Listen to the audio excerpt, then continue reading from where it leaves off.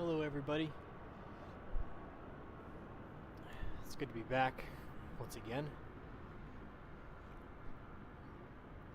As you can see, this time we're not in a GA aircraft, flying something a little bit bigger than a general aviation aircraft.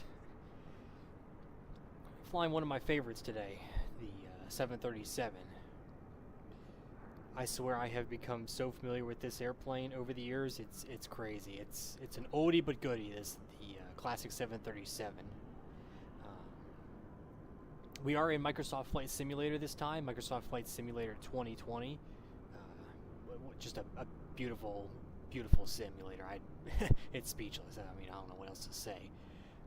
The visuals in this game are just phenomenal. It's unbeatable. As you can see, we're going to do a kind of semi-quickish flight here. We're going to depart out of Long Beach here, out in California, and head over to New Mexico, Albuquerque. Scheduled, I think, I want to say around 2-ish hours on the flight time, but that's all right. In cruise, I got some pictures to show you, and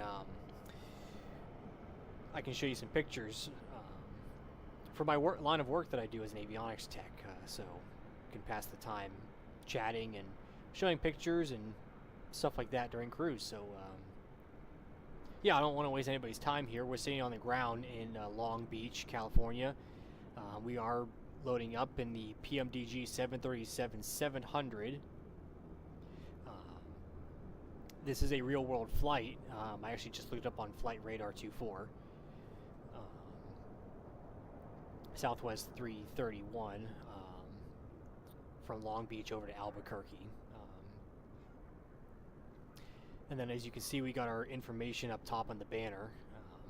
So I got that all figured out yesterday. But other than that, yeah, I think everything else is good to go. I can pull Navigraph up here. You guys can see my Navigraph now. I loaded up our flight plan in Navigraph. All that stuff, and so that's all nice that you're able to see that now. All right, I guess let's head over into the sim, and we won't waste anybody's time here. We'll get the jump into the cockpit here. It should be cold and dark. It is. We should have our ground power. It is. All right, but it will. Get this airplane to life and get going here.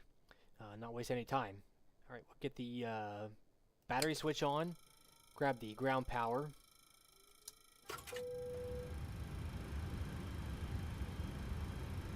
These Boris sounds, he does phenomenal work. If you don't know about Boris or his sound packs or anything for X-Plane and Microsoft Flight Simulator, he does amazing, out of the speechless work with these sound packs. So we'll arm our emergency exits here. We'll get our adheres over here to the nav position, the left and the right side. See what else over here on the overhead panel we can get on. We'll get the fuel pump on there, the forward. We'll get the window heat on. Turn the panel brightness up here.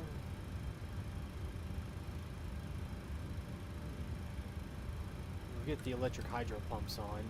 We'll get the packs all over to the auto position. We'll turn the bleeds off for now. Get the no smoking on. Everything else should be good. Our steady lights on. All right. Go down here and turn up the brightness on all these panels.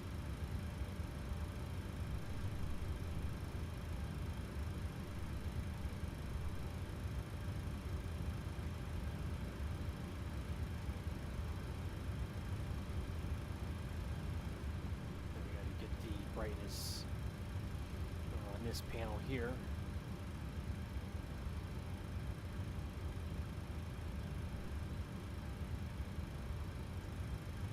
go down here and enter our IRS position.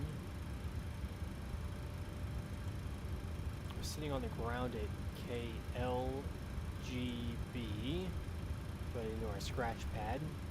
We'll go over our next page, grab our left GPS position, put that into our IRS position here. Go over to our route page. We're sitting our origin going from Long Beach, and our destination is KABQ for Albuquerque, New Mexico. Our flight number today we said was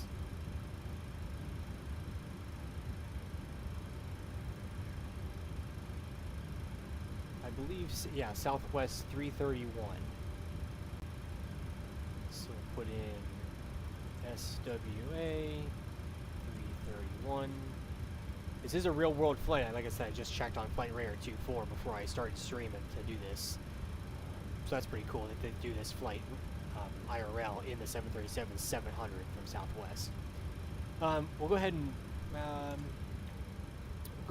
before we do that down there on the FMC, we'll go over to our EFB here. We'll request our data from SendBrief. That way it loads in our flight plan, all that, so that was good. Now we should be able to come down here and request our flight plan. Yep, there it is from SendBrief. I keep wanting to say LaGuardia, but it's Long Beach over to Albuquerque. We'll set our payload here. I always like to do it twice just to be extra sure that the airplane is loaded. As you can watch over here in our tanks, in our left, right, and our center tanks, you'll see it change as I set the fuel. There, you just saw it change. As you can see, it's, like I said, it's a semi-shortish flight, so we only need fuel in our left and right wing tanks, not in the center tank. We'll go over and select our route, and we'll request our flight plan.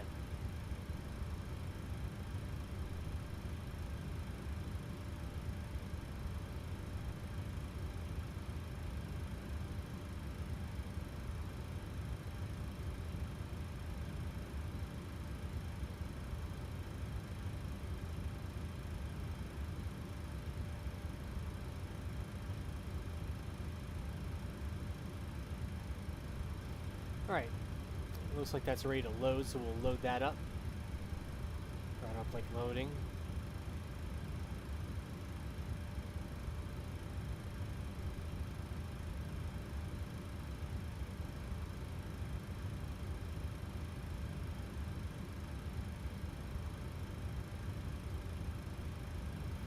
Alright, and then we'll activate and execute our flight.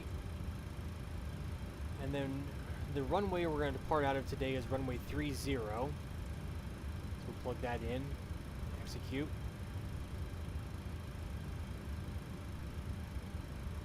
Alright.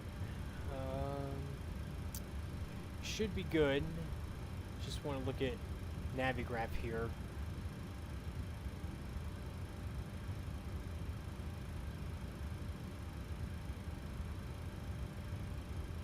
Go over to our airports. I just like to look at the altimeter and the weather. 2989 on the altimeter. 2989.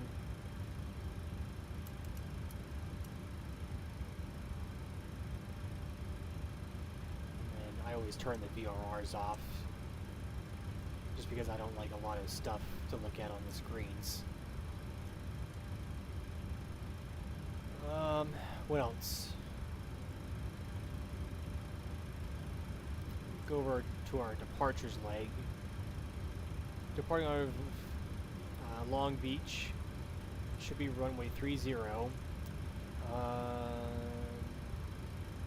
look here at our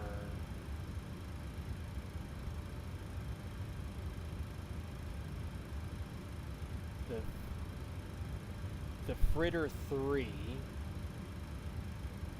SID, which is the standard instrument departure.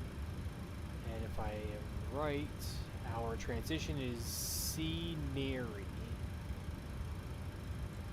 Is our transition. And we'll execute that. And then we'll jump over to arrivals into Albuquerque. Right now, I believe I have runway 8 for arrival. So ILS runway 8.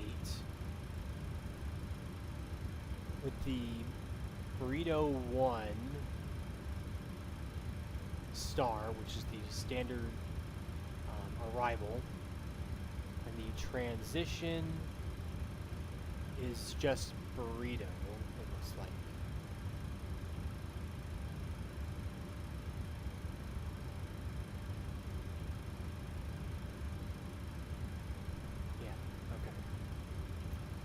Execute that. We'll go through and scroll through our flight plan here and make sure no crazy discontinuities, just like the one we filled in there.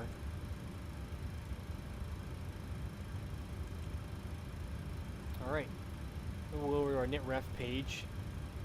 We'll request our perf init.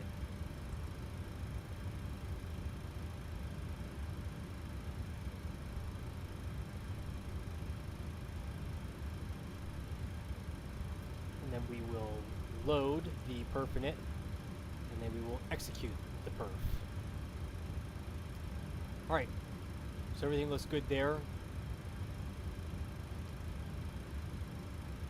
We've got our cruise winds, our transition altitude, the air temperature, our cost index, fuel and everything. Flight level, everything looks good there. We'll head over to our N1 limits today.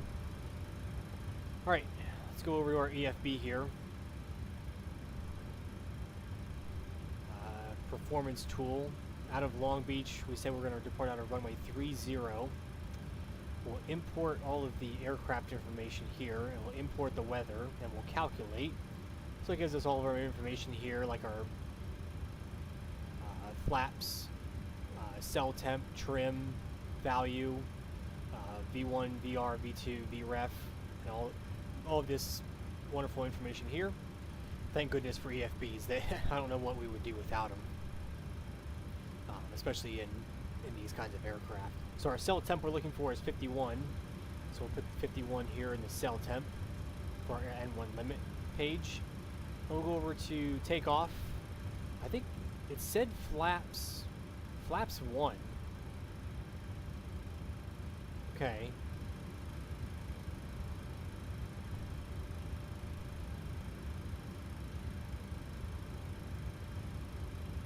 I usually do a flaps 5 departure.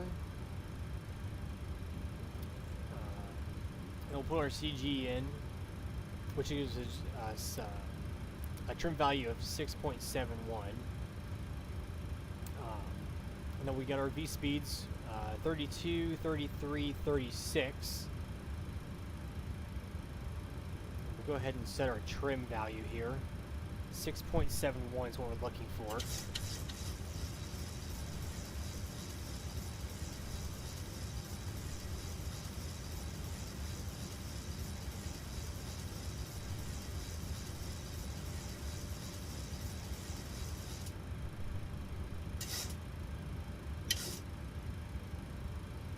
Looks pretty good right there. Alright. And then I usually plug my V2 speed in plus 5 knots up here in the autopilot panel. So 136 plus 5 will give us 141.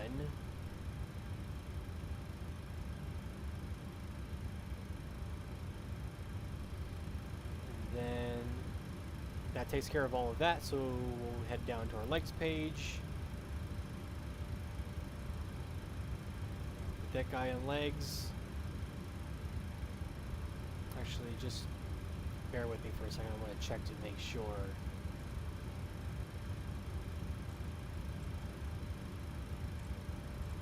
I have all of my... I always like to have all of my call-outs on. Even though Southwest may not have certain call-outs, I always like to have all of my call-outs on.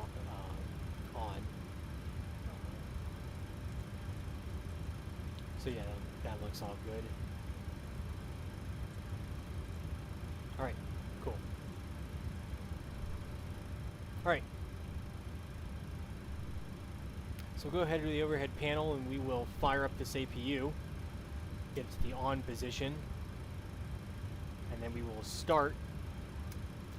When I was fired up the 727 in college, it was always we hold the APU switch down for 3 seconds and then let it go.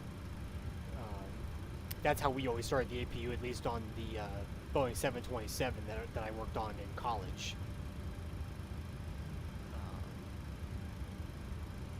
So yeah, that's how we did that. You'll hear the APU start, which is really cool.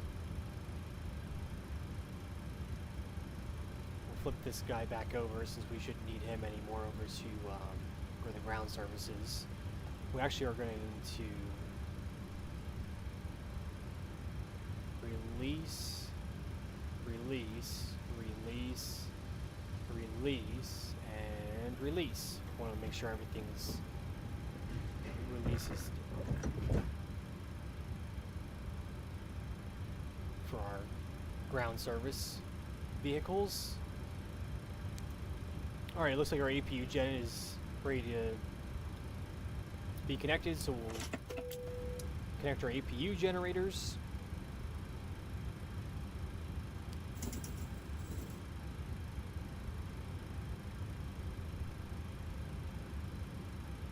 And we will then disconnect our ground power as well.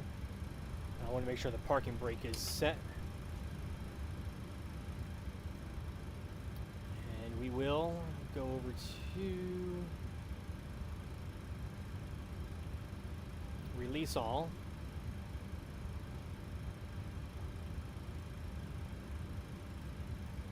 I want to release the GPU since we have our APU power now. And we will remove the chocks as well.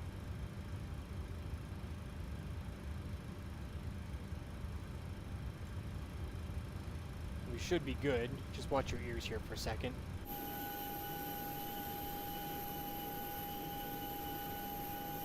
Yep, everything looks closed up there. There goes the bag, the cart loader. All right.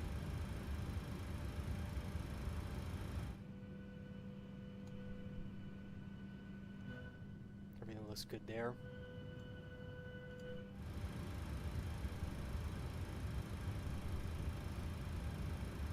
All right. Get our TCAS on. Squawk 2000 here. Get that over to TARA.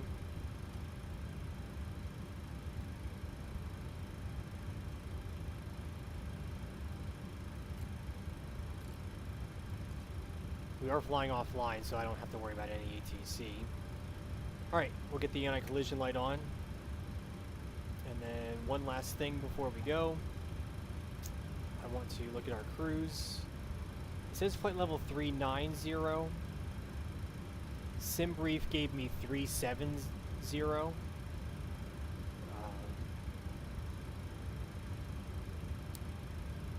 So I guess we can... we'll do 370 for now. And step up to flight level 390 if need be. So yeah, that's good there. So we'll set our pressurization panel to flight level 370. And we'll get the rest of our fuel pumps on for engine start as well. And flip this guy over to APU gen so we can read that. That's on BAT bus. Alright. We will prepare for pushback and departure. Toolbar pushback is definitely a great freeware add-on if you don't from Flight Sim TO. Toolbar pushback, one of the greatest freeware tools. And we'll request our pushback. Cockpit to ground. This is ground. Stand by.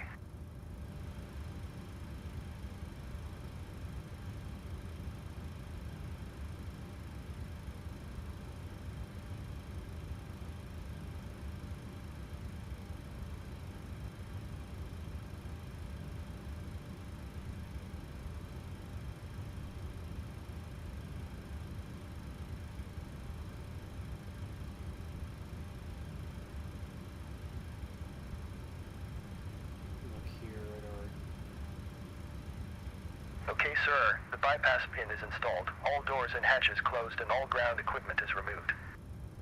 The parking brakes are set. You may lift. Parking brake set. Lifting the aircraft. Once we push back, get all the engines started. We are cleared for start and push. Okay, cleared for push start. Please release parking brake. Alright, we'll release our park brake. Parking brakes are released. Commencing pushback. You can start the engines in sequence. It will start in the sequence. No, as much as I turn that just on, we're going to turn our packs off. And then I will spool up these engines and let you guys listen. They are fantastic.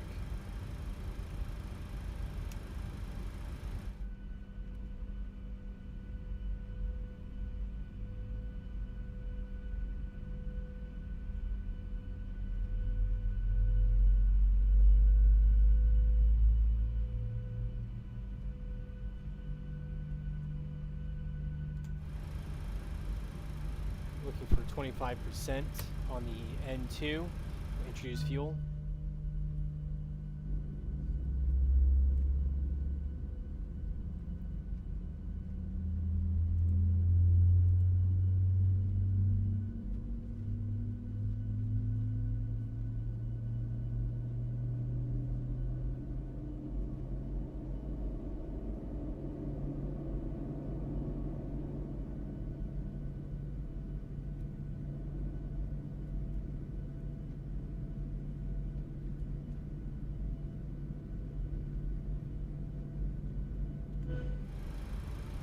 Got a good start on engine number 2.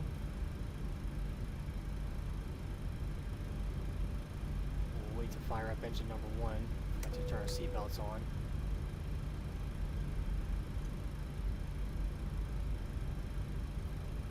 I'm a bad pilot. I know.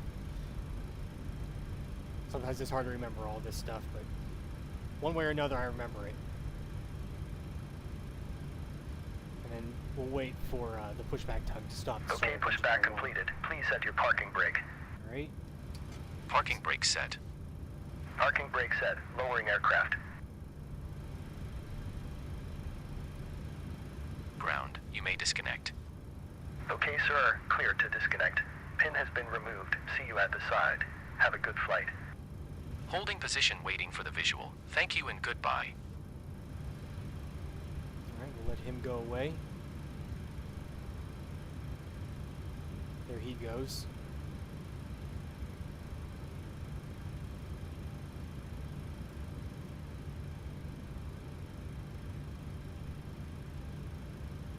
Make sure he's going away. Alright, we'll spool up engine number 1. Over to ground.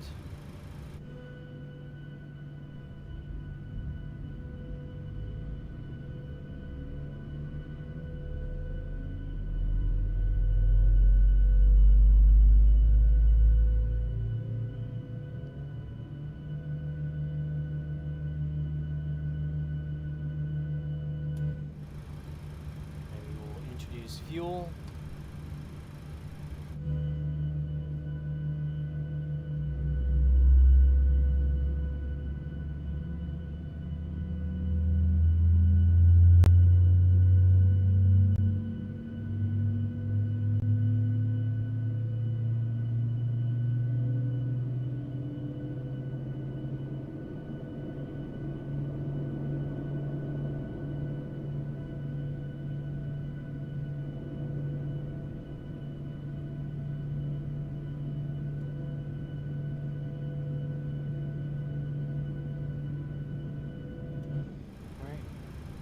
good.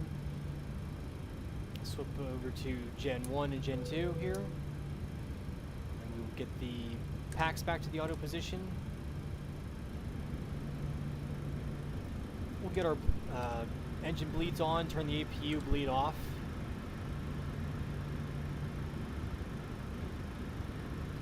We'll get the yaw damper on. We'll flip this over to Gen 1. We'll get our probe heat to the on position as well. No need for anti-ice. Our pumps are on. We'll get our taxi light on. We will turn the APU off since we are running on the engine generators and the engine bleeds.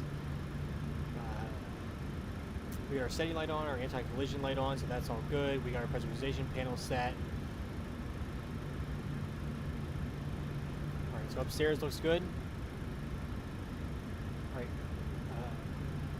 Auto brake over to RTO. I need to open up Navigraph and look at the charts. What departure we said we were on the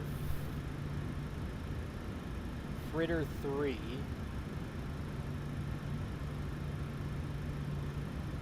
Sid, Fritter 3.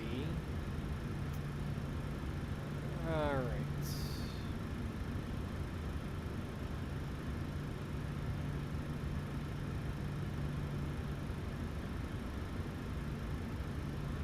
Climate heading of 301 to 1500 feet, then left turn heading 180 degrees are assigned by ATC, which we don't have.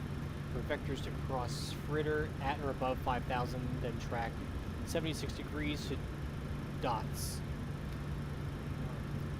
So I guess we can plug in 5,000 feet and we'll put plug up 301 on the heading. Right, so 5,000 on the altitude, and then 301 on the heading for runway heading. Okay, that looks good. Alright, I always like to double check everything, make sure everything's good. I know we still have to set our flaps, but I want to save those sounds for you guys. We will go flight director left and right side are on and armed. Arm our auto throttle, VNAV, heading select, and then I will set the flaps positions here and then let you guys listen to the sounds.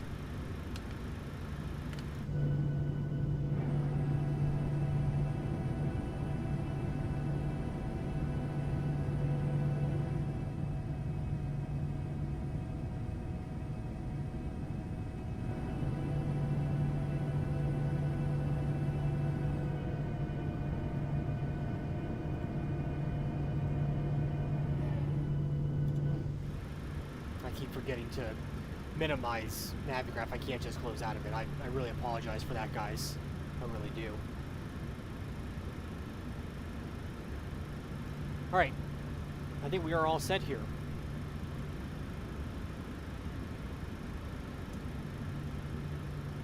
Head over to runway 30 for departure. And I'm going to, once again, open Navigraph.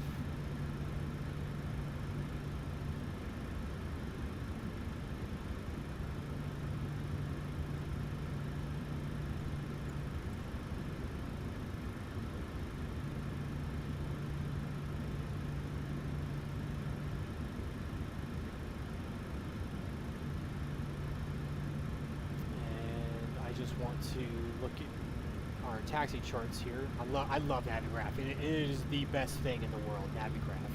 Alright, so looks like we're going to take Lima all the way down to runway 30. I want you guys to listen to these spool-up sounds. You know, again, this Boris Soundpack. I've flown on the real 737 many times, especially from Southwest. And let me tell you, it sounds exactly like this. Especially the engines, the from the cockpit sounds, it's on point. Boris does fantastic work. So let me listen to these engine spool-up sounds here for taxi. Actually, make sure I release our park brake.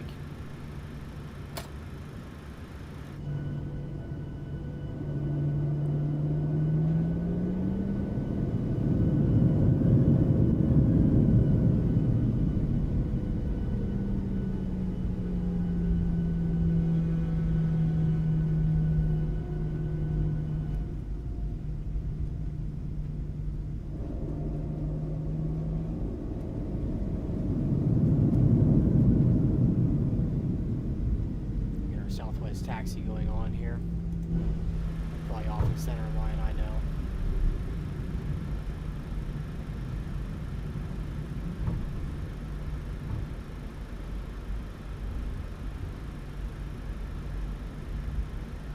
Alright, well, I want to make sure we get our runway turnoffs on as well, since we're kind of leaving the rampant area.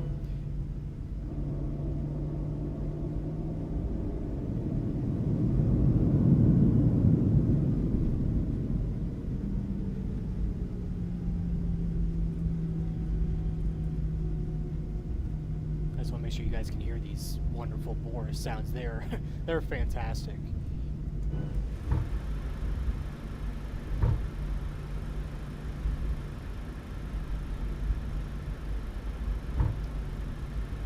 I did it with NaviGraph again. Sorry guys.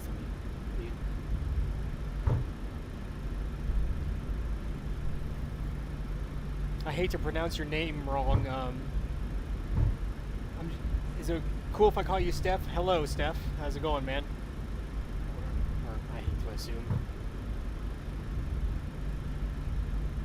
I hope you're doing well, Steph.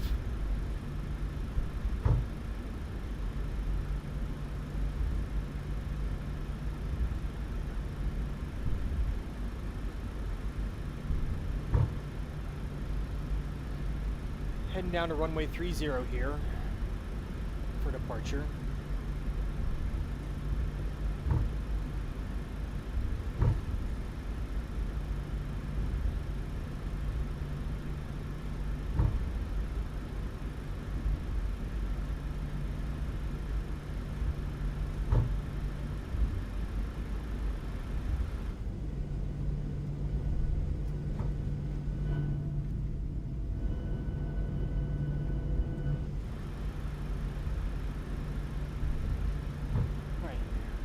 We'll take the first entry here into runway 30. But before we get onto the runway, I'll set us up here, pull our park brake, and we'll get ready for takeoff here. All right, all of our lights are on. Engine start switches over to continuous. Logo light on. Position strobe and steady lights are on. Wing lights are on. Ding the cabin.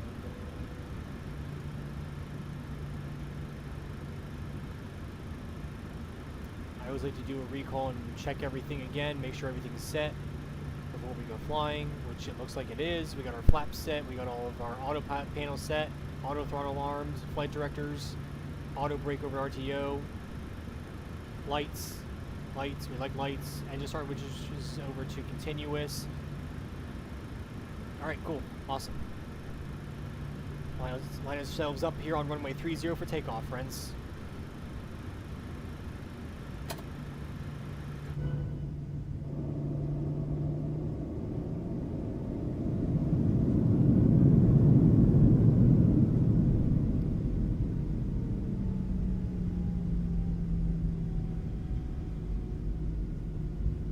Look at the textures on this wing, like the rough and weathered wings. Whew.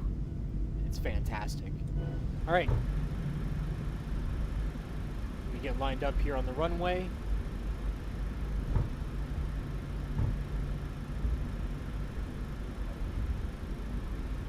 All right.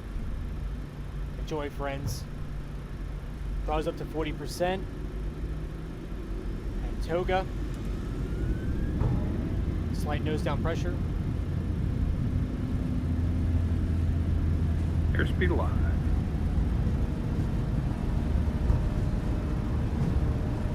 80 knots. 80 knots. Neutral on the stick.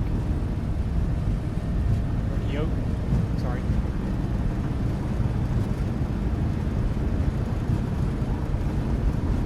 V1. Rotate.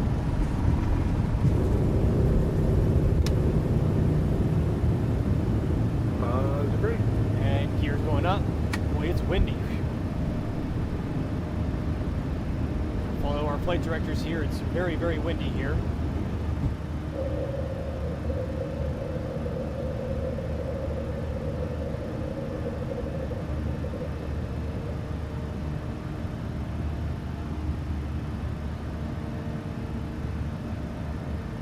upon our flight directors here.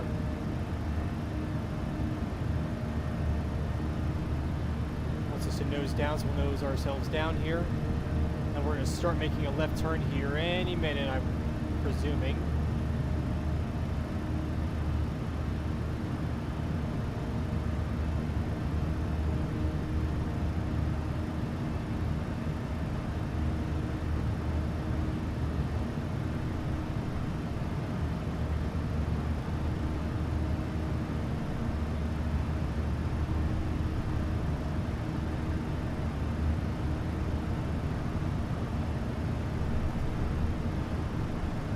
Flaps up.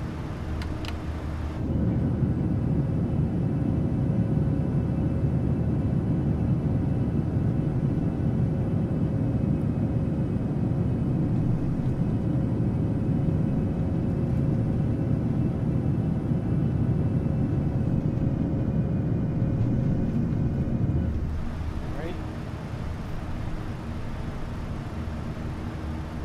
I do want to get the autopilot on here, let it take command. We'll go direct to Fritter, execute that, and we'll plug up 18,000 for our altitude, since that's transition altitude.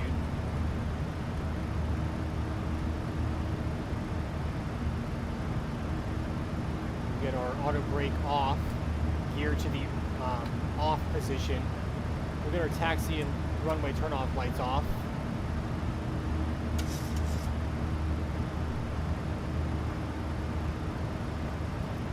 I appreciate the notification there, variable flying runway heading. That's what our chart said to do, was fly runway heading for a little bit, and then we did hit LNAV. So I appreciate the information there, variable.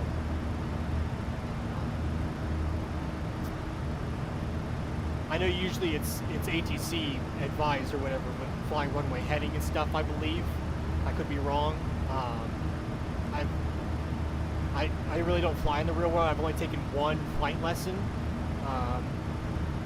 in the real world, and I was just flying around. And we just flew runway heading when I was taking my flight lesson, so I apologize. May not be the real world procedure. But yeah. We got LNAV on and our autopilot's on. But again, we really appreciate the variable.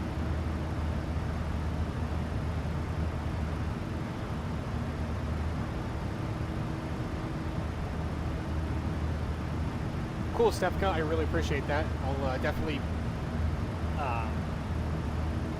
probably end up just calling you Stefka. That's cool. I'm good. I'm really good. I really appreciate it. I'm glad to hear that you're doing good too, man. And variable too. I hope you're doing well.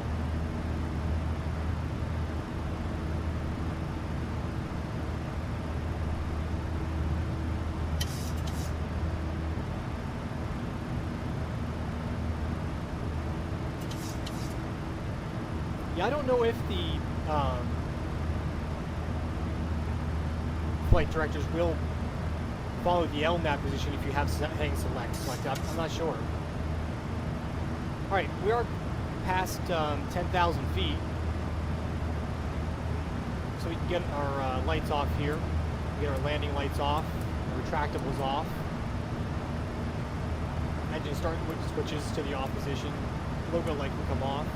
We'll just get our steady light on. And our wing light can come off. Get the seatbelts to the auto position for now.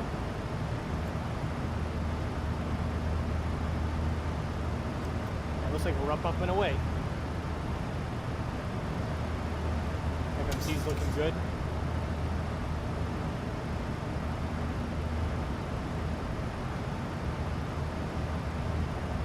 Man, I cannot get enough of how Microsoft Flight Simulator looks. It is stunning. I mean, it's breathtaking. It's amazing what they have done. We'll extend our arc here a little bit.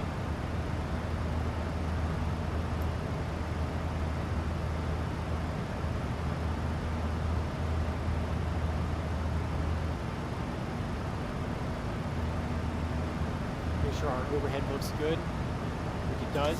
We are pressurizing, so that's a good thing here. Looking at our cabin climb rate. 0.5 is usually pretty good.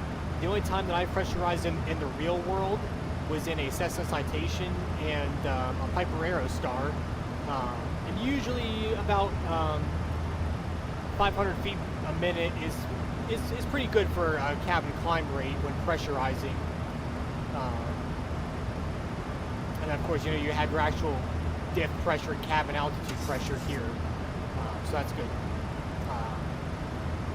The Piper Aerostars that I work on, most of these, I'll show you in some of the pictures, these two gauges and everything is actually all in the center pedestal console.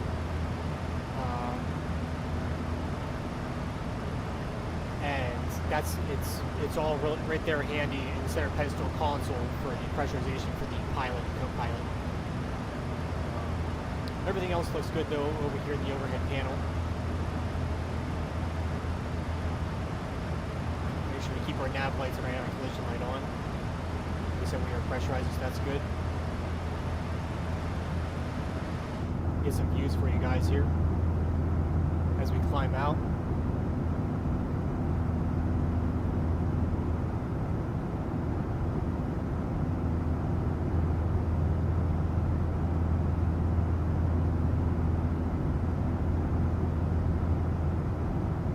Gotcha, variable. Okay, guys, I understand now. I totally get you.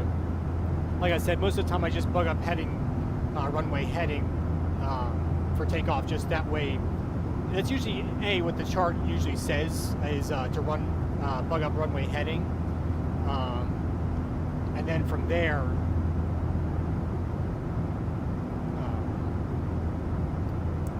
you just follow the LNAV, I believe, after that.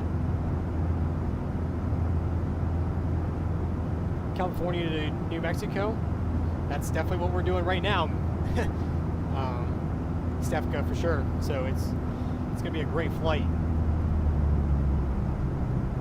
Sounds like the engines are spooling back here. Okay. Forgot we plug up our cruising altitude level 370. That's my bad.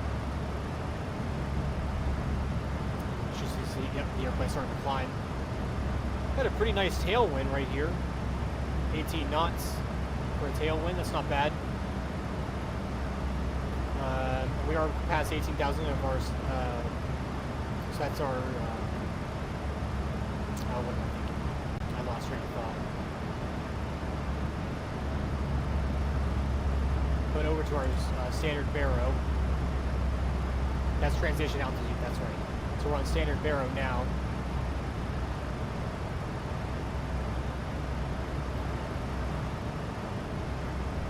The airplane should climb. There we go.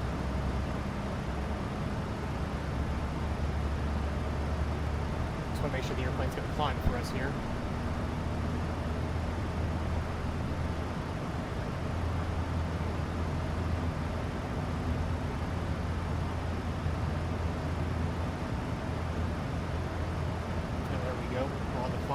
Flight level 370. We got that set in the pressurization panel as well. Cool.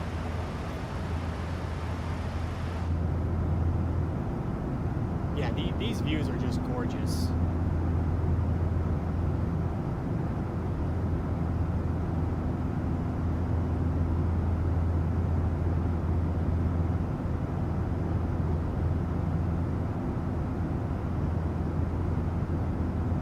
Gotcha, variable. Okay, that's really cool though. That's awesome. Yeah, you definitely need a beefy PC for this.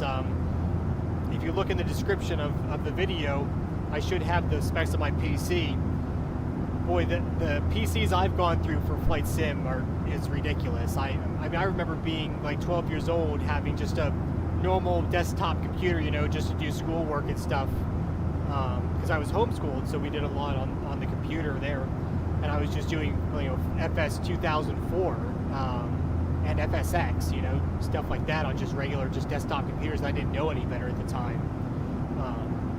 But then once I started getting a little more serious, I got a gaming laptop through college.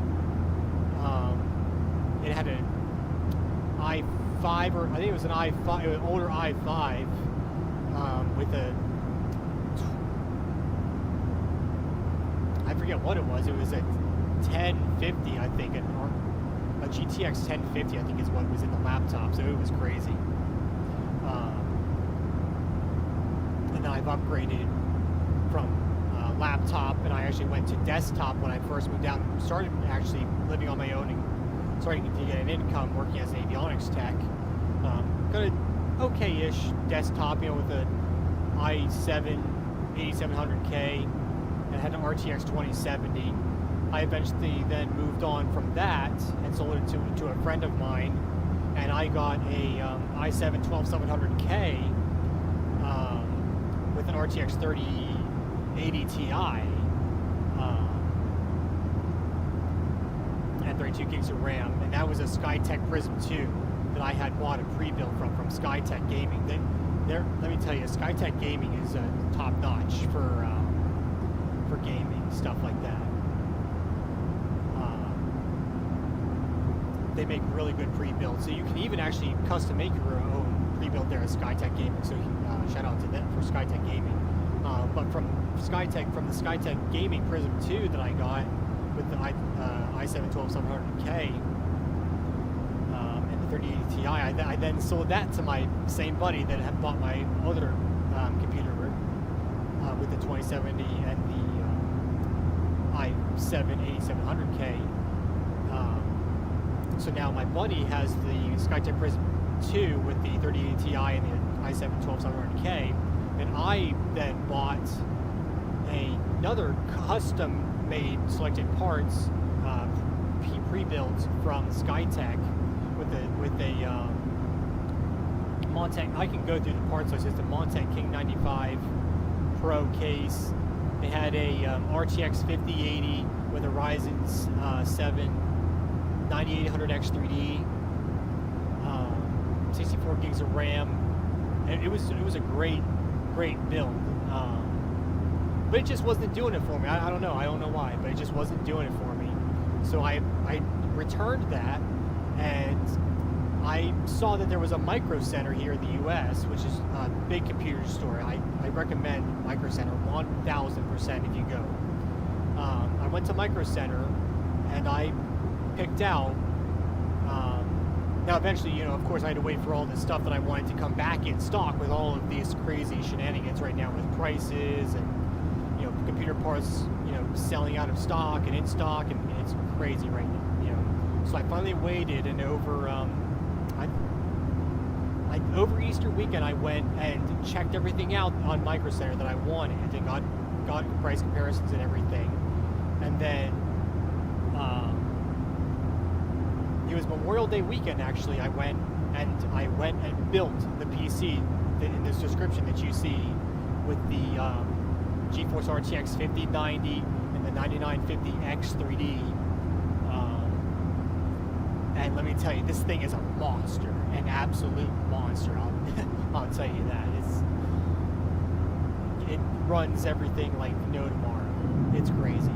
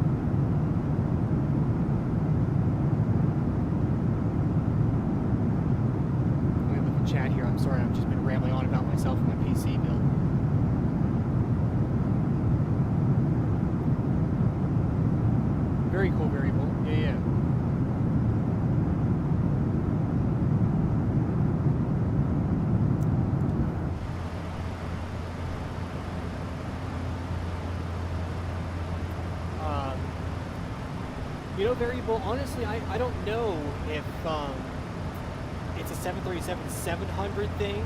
It might just be an NG thing, maybe, or I don't know. I'm sure different variations of the 7. Now this, remember, this is a 737 NG, so next generation.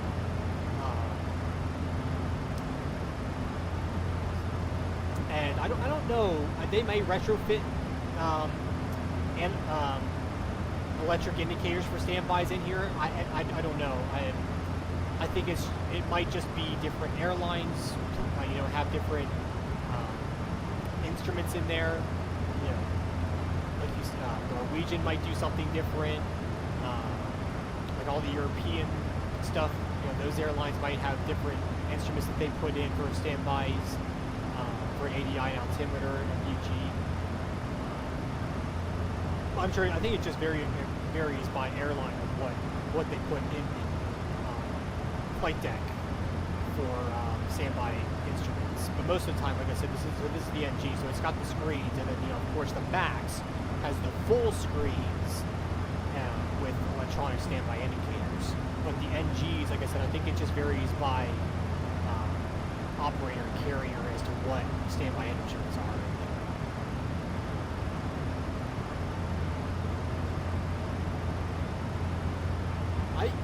I do not think that I have flight attendant communications in here.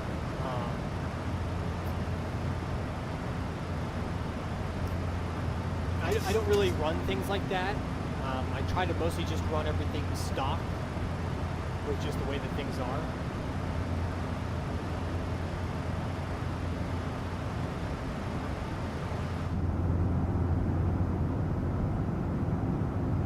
Yeah, I'm telling you what, these views. There's something else. It's ridiculous, man.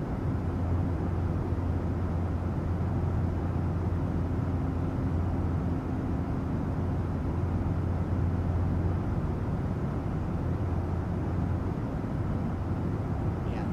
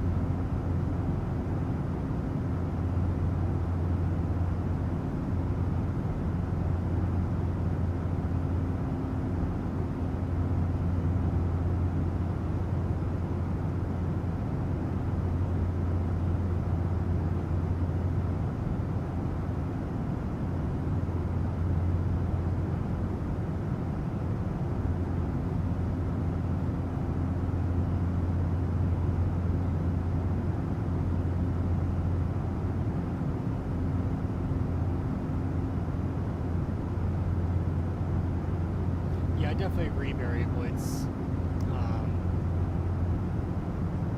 I think it's just it has to do with age and, like I said, carrier operators, and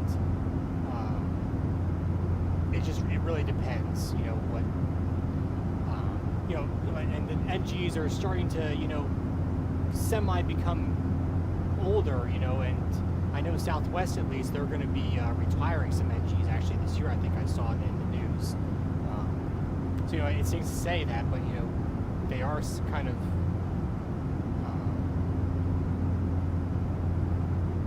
getting older.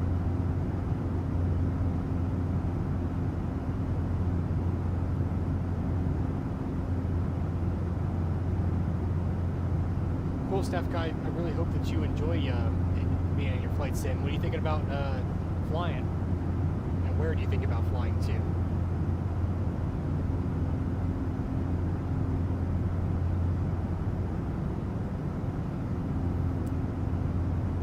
We reached our cruise yet here? Almost.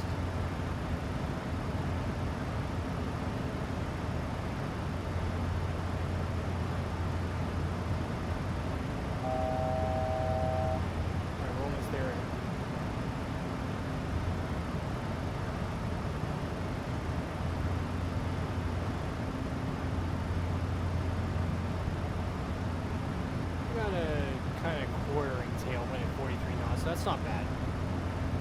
We're almost at our top of the climb, so that's good.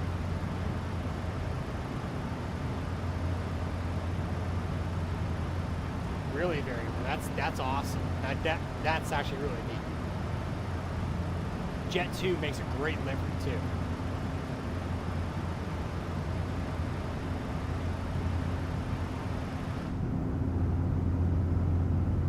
I love flying over the scenery. I'm telling you what, it's something else.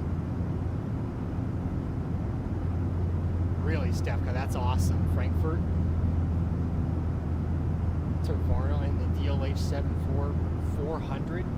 That'll be a sweet flight. Sweet, sweet, sweet. Anything that's flight related, aviation related, I think it's sick. It's going to be awesome. I think you're really going to enjoy that flight.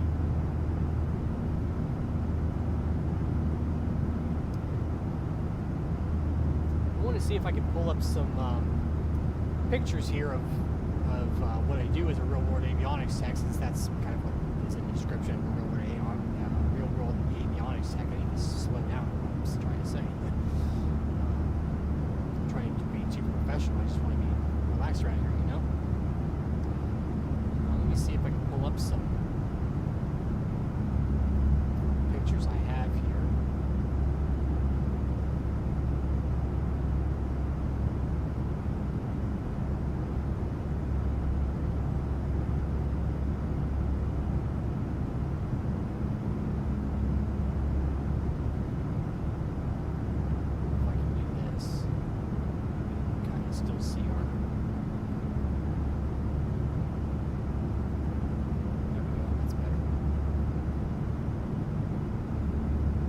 I just want to kind of go through a little bit and show you guys what I do as an avionics tech.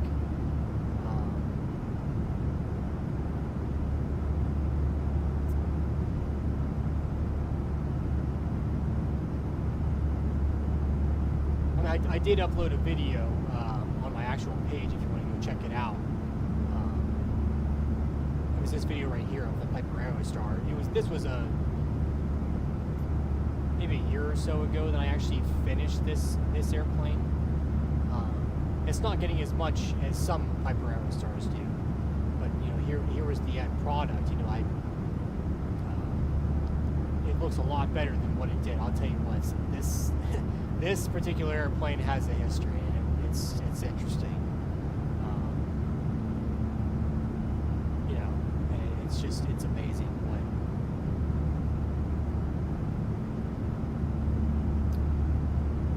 what these airplanes go through to make them look like this. So as you can see, you know, we put a G500 TXI with a GI 275 standby. Most of the other Aerostars that I have done avionics work in, I put dual G500 TXIs in and dual standby 275s. And most of the time too, I do dual GTN 750s. This one I think is a GNC 355, so it's just a GPS comm, I believe. And then this one's got a brand new autopilot STEC 3100 I put in there.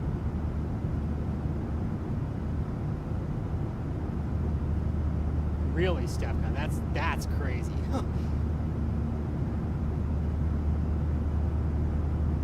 30+ hours as a flight. Oh, wow, that's nuts. I can't remember my longest flight that I've took. I want to say my longest flight that I've taken was from, well, at least the longest flight that I remember, I should say. When I'm adopted, so I was brought over from Russia over to the U.S. So I'm sure that was a really long flight. But I think we made stops, if I remember what my mom and dad were telling me. But the longest flight I think I remember is going from Washington Dulles International. We took a United Boeing 767. I forget if it was a 200 or 300 at the time. From Washington Dulles over to Italy. We were doing a church trip, and we went over to Italy, and that was really cool. That was the longest flight that I remember personally doing. On our way back from Italy, that was a trip too. We stopped from Italy. We took a I think it was a A320 or A319 Lufthansa from Italy. I forget what the airport in Italy was, but we went from Italy. We stopped in Frankfurt, and man, the airport congestion in Frankfurt, just seeing that firsthand, was nuts. I mean, absolutely nuts. And then from there, we took a United Airlines from Frankfurt back to Washington Dulles. So that was really cool. I've actually flown a lot, and I've been very grateful and thankful that I've been able to travel so much in my lifetime of 28 years so far. I know I'm still very young.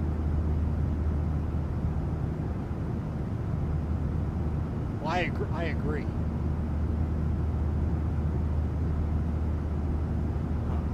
That's really cool, Stefka. Where are you from? Where you adopted from? I told you I was from Russia. That's really cool. Yeah, definitely variable. Yeah, Frankfurt is a love or hate. It's something else. It's crazy there. It's very chaotic. The airport there is nuts. Yeah, I know that there are some airports out there variable that are just, man, the sheer size and layout of them is absurd. I think LAX is one of them that's absolutely absurd. Now, I have not visited LAX before. Hey, Big Back, how's it going, man? Hope you're doing well. Good to see you. Thanks for stopping by. Really cool, Stefka. So I take it is that the United States of America you're from, Stefka? It's really cool if that's where you're from. Where are you located now in the world? Hope you're doing well there, Big Back. Thanks for stopping in, man. We'll go through some more of these pictures here. And these are just pictures that I've collected, over the years. Some of these, I apologize, they're just pictures from not just aviation, but these are from my actual camera roll as well. So you'll see, like, here's my gaming setup right now as to what I'm actually streaming with right now. Really cool, Stefka. That's awesome. From America. Do you know whereabouts in America you were from or adopted from? But yeah, this is my gaming setup right now that I have. My 1440p monitor. Right now, I definitely need an upgrade for keyboard and a mouse right now. Like I'm just using some SkyTech leftover stuff that I've had, and this is my beast right here. I'm really thinking about changing my case out to the Haven HS420. That case is, if you have not seen the Haven HS420, that thing is a beast. I love the looks of dual chambers. I think they're really cool, but I knew that going with a 5090 and a 9950X3D, that I'm going to run really hot components. So I need to, of course, have a lot of airflow. So I went with the Antec Flux Pro, which I don't know how many of you know or have heard of Gamers Nexus and Jay-Z 2 Cents, but I've started to listen to them a good bit, or Hardware Canucks too. They're a good one. All these PC gurus out there, I started watching, getting some information on PCs and specs and cases and stuff for airflow and whatnot. And so I just chose to go with airflow since running some hotter components. Really cool stuff. California, that's awesome. I have visited California once. I was very lucky. I was in my second or third year of college. I think it was my second year of college. My dad, my sister, and I took a Southwest 737-800 from Baltimore, Washington, and we actually went to Burbank. Funny enough, we didn't go to LAX.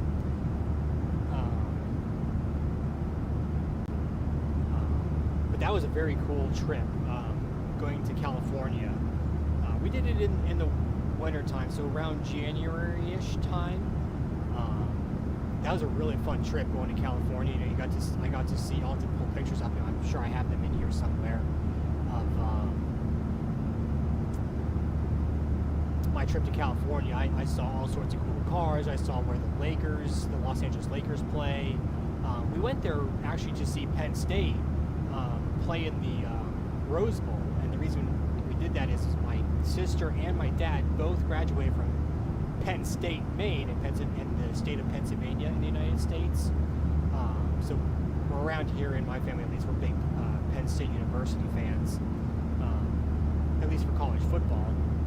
And I graduated from an affiliate college of Penn State, Pennsylvania College of Technology. That's where I got my associates in aviation maintenance, and then I got a bachelor's degree as well from the Pennsylvania College of Technology, PCT is what we called it, an affiliate of Penn State. I got my bachelor's of aviation maintenance technology from there as well, so I have an associate's and a bachelor's degree from there as well.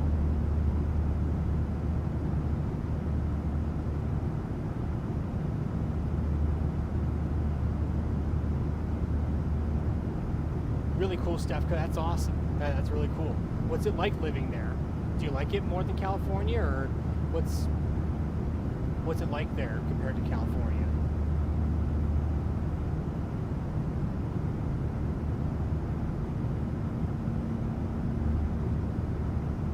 Is it really variable? That's crazy. Turning 28. Wow. Do you know if it's a 737NG? I'm going to suppose it was. That would be my guess.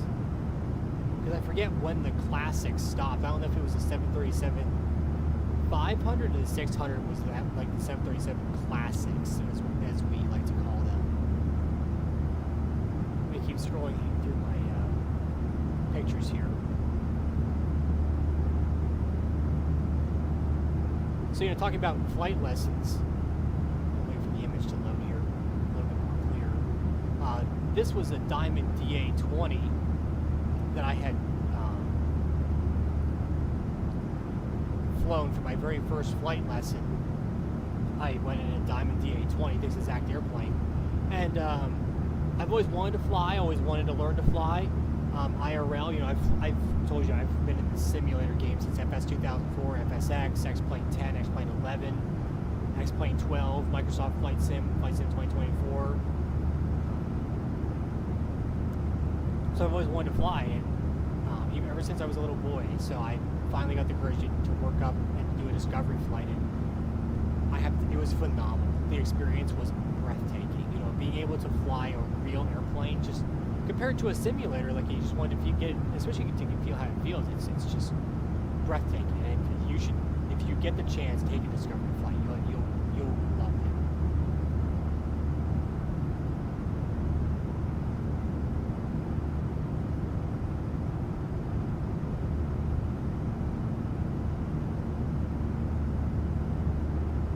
Gotcha, Skeptica. Okay, cool. Okay, I can definitely see it being like a tourist attraction almost, just because of, you know. I mean, you know, just think of any, you know, tourist attraction area, like, you know, it's, you know, people want to get away for, you know, for whatever reason, you know, the weather, or just, you know, to go somewhere different. It just really depends, you know.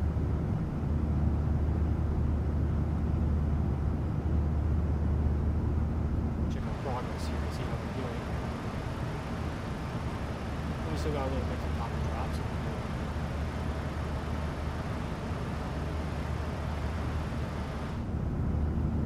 This wing view here for a little bit.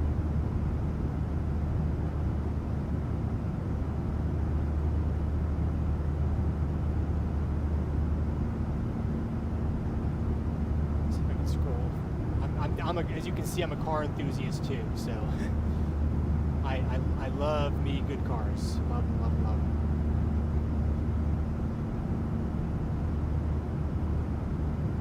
Here's a G1000 setup. In a Cessna 170. It was either 172 or 182. It was a G1000 setup, so that was pretty cool to see. This was a recent install I did in a Cessna 172. I put two dual GI 275s in, an ADI and a HSI. As you can see, they left in standby indicators as well. And the reason that that you don't see a standby artificial horizon is the HSI has a display backup switch that becomes an ADI if the actual ADI fails. So this HSI is your standby ADI. But I put it, you know, a GTN 650 in there, the KFC 200 autopilot, or no, not KFC. Sorry, I'm thinking of a Hyper Aerostar. Sorry, the GFC 500 autopilot is what I put mostly in these Cessnas and Pipers, is the GFC 500. So that was a recent install I did in a early 2000s, excuse me, 172.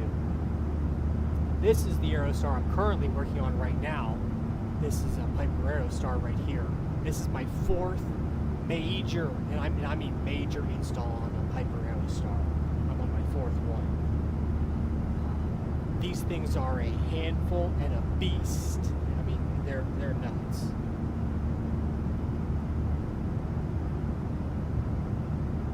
Here's what it started out as inside that blue silver Aerostar that I just showed you. It had a 750, you know, just older radios. It had a screen in it, but it wasn't a TXI touch screen or anything. It was a split screen, you know, all analog fuel, engine gauges and stuff like that, and all these other artificial horizon, altimeter, airspeed, like all analog. So yeah.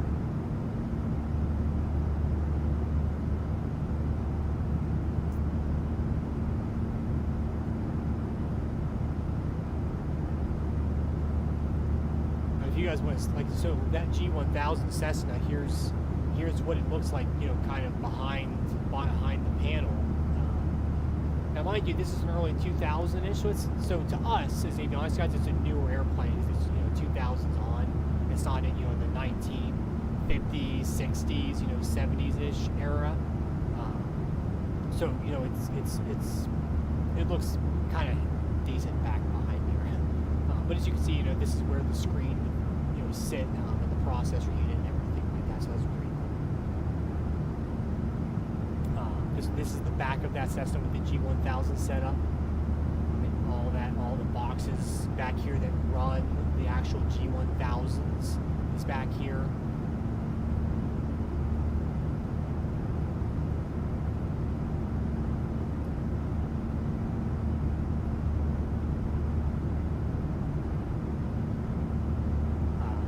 this was that Cessna that I actually showed you that I completed with the two 275s.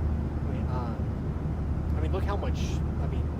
I don't want to say I gutted it, but like there's nothing back there after I take out the vacuum system and. It depends on how much of the radios I take out, but you know, I take out a lot.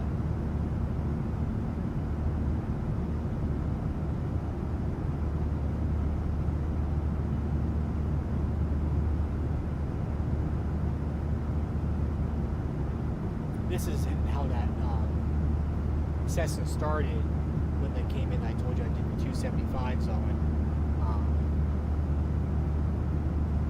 It had 2 Aspens, and then all these analog indicators. So I removed the Aspens. He got the two 275s.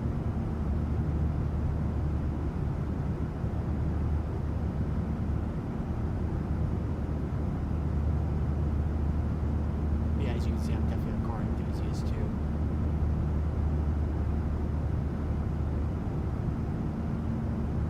Here's a little bit of that Piper Aerostar. This isn't the one that I'm working on currently. I always like to take pictures of the wire bundles and stuff, just, I don't know, to show people. This was a Piper Aerostar that I actually just finished. Not finished, it's not completely finished, but it's mostly finished for avionics wise. It's over at another shop that specializes in nothing but Aerostars. But as you can see, you know, I put two dual G500 TXI displays in, 2 GTN 750s. It got a brand new Aztec 3100 autopilot, GI 275 standby.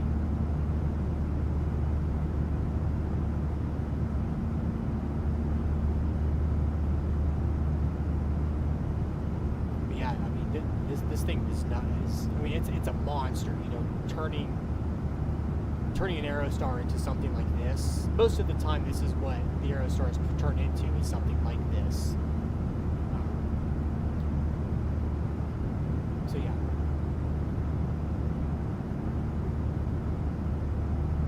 Yeah, here's putting on a new weather radar. So that was really cool.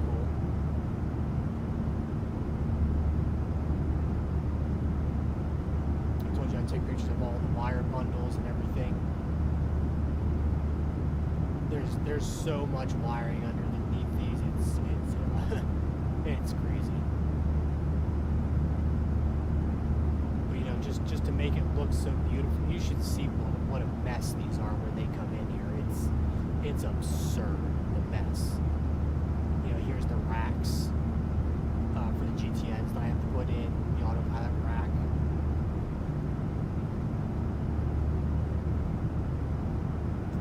A lot of stuff we have to actually fabricate. You can't. I don't know if you can see it well in this picture. In the other picture, I have it painted with green zinc chromate, so you can see it easier. But this is the rail. This piece here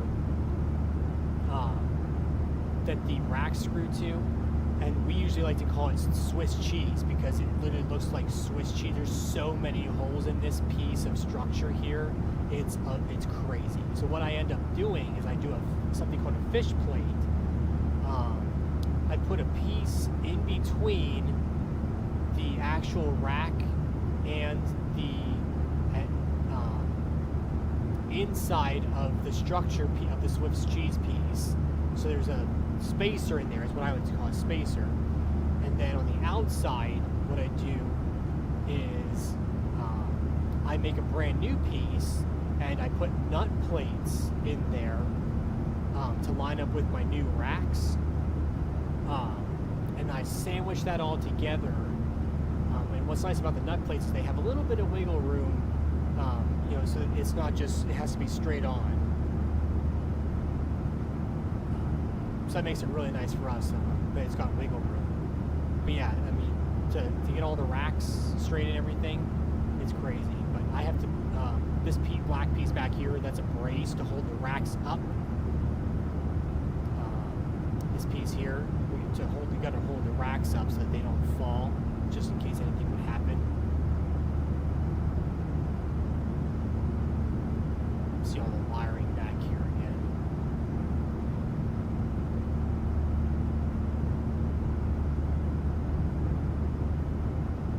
So funny, speaking of diamonds, here's a diamond. I put a GA110 in, which is an engine analyzer. This was a diamond here. You can see the canopy coming up. So yeah, I put a GA110 in and hooked it up to the 275s that were both in there already.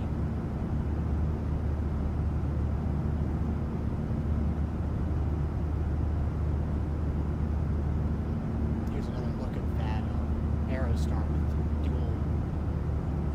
Now you can see. Now this is just. We've got everything wired in and just turn it on to see everything, to get everything to work together. You can see the mess down here of wires. It's I mean it's a literal rat's nest of wires down here. It's absurd. And to make it look like the art that I showed you previously, it's an art. It's an art profession. It literally is an art profession.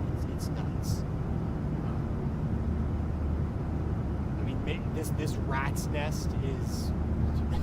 People look at this and they're like, A, how do you know what wire is what? And B, how do you organize this? And well, it just takes time, frustration, and a lot of labeling, and you got to keep an eye on things. It's an art profession. It's what it is. It's crazy. To keep this mess and turn it into an art. Well, I shouldn't mind you showing you other airplanes. Here's a Piper Navajo that's come in. Like I said, I work on GA airplanes a lot. This one was a really cool Aerostar. So the gentleman that's 2 hangars down from us, he runs a shop that does nothing but work on Piper Aerostars. That's all he works on. So we get a lot of avionics work from that. Yeah, I thought this purple in the sunlight, I wish I got a better picture, but in the sunlight, this purple is beautiful, absolutely beautiful. As you can see, the winglet here is green. That's one of the modifications that the Aerostar shop does, is they put blended winglets on the Aerostars, for obviously better fuel efficiency and stuff. So that's one thing that they do, and it's really cool to see them with the winglets. To actually, modify the wing with the winglet on is really, really cool.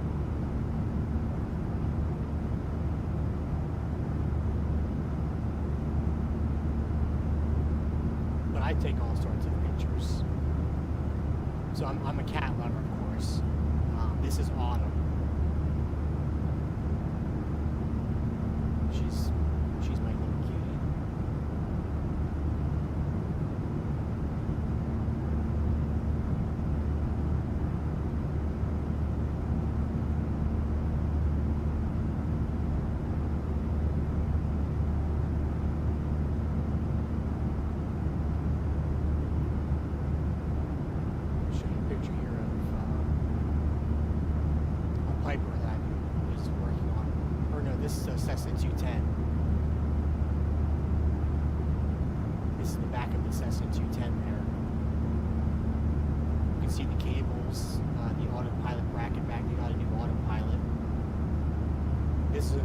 This is a different Piper, but you can see all the stuff for the gear is here and all the lines. Here's the roll servo right here that we put the new roll servo we put in from the Garmin GMC 500. Here the new wire bundle.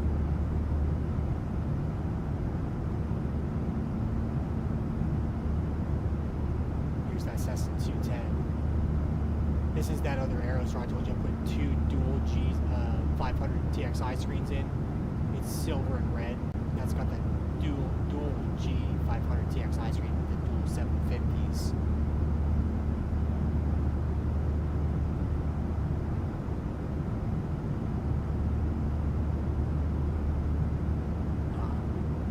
Here's a good example, you know, of just starting out building a wiring harness. You know, what I do is I literally start from scratch. You know, we have installation buddy inside, and you know, I kind of get an idea of where the racks are going to be and all the indicators, and I measure things out on the table, and I follow a wiring diagram book here, and I wire stuff up as you know, and then I stick it in the airplane. Like that's just, you know, starting from scratch. That's what I do. I build everything from scratch, and yeah.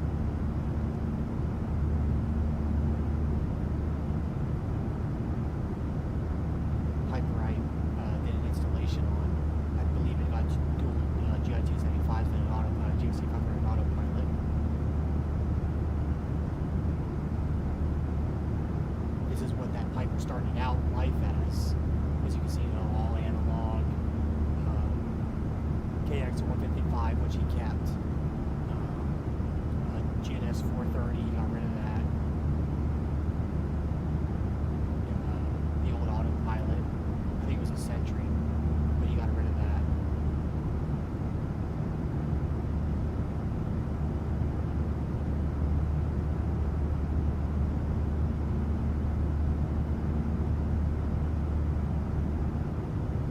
I believe this was that Cessna. This was a Cessna 210, I believe, that I did an installation on. But you know, again, it looks like you got very popular, as you can tell, the GI-275s. They're very, very popular. You know, I believe the 750s stayed. It got a new autopilot, as you can see. You know, we make our little bracket down here that we make custom with the go-around switch. You know, right by the throttle, of course. Spark glide, and then our display backup switch. You know, that I told you that the HSI can become the ADI if this ADI would fail.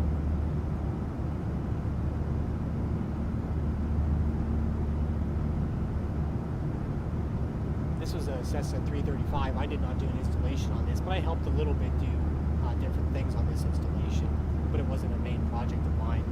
This was a Cessna 335. As you can see, you know, kind of GFC 500, or GFC 500. I got a G500 TXI. I forget what the portrait one is called. I forget what that one is. It's a Garmin. It's another TXI unit. A GNC or a GTN 750. I believe I got a new autopilot. There's a GTN 650 there. And then here's the new engine analyzer screen. So it's, you know, all screens.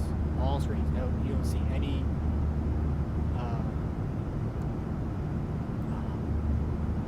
no analog at all on this panel. They went all screens. The standbys, the G5 indicators, everything.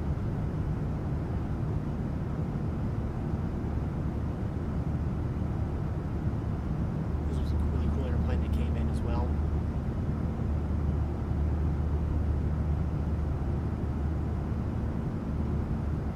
Pictures of, you know, like I said, I just take pictures of all the wiring and the panels, and just to show people. I like to show people, you know, what I do and what I'm looking at.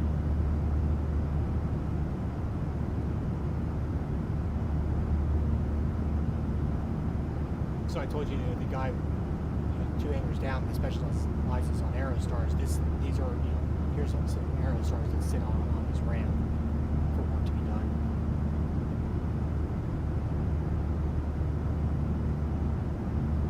I'm sure, as you can see, going through here, lots and lots of car pictures. I'm very, very much a car enthusiast.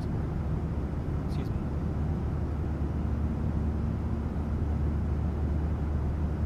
This was a really old Cessna I did an installation on, but it got dual G5s.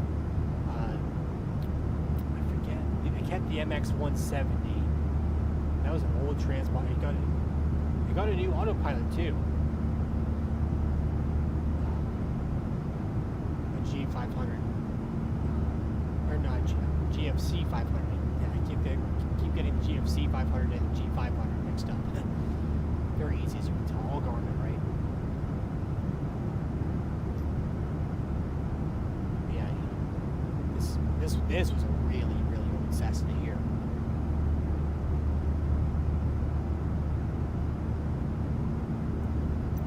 Here at our top and drop map, we got 87 to the top and drop. Really good on next page here.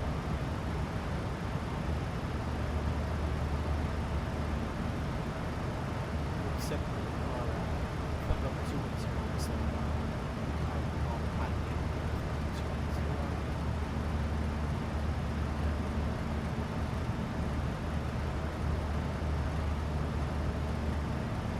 And then we'll reduce our throttle. And what's great about the Boeing is it will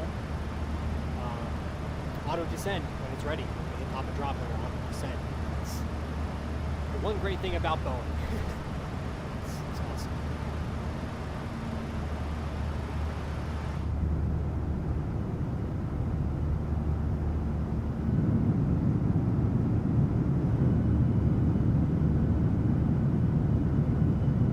I really can't get over these views. They're just spectacular.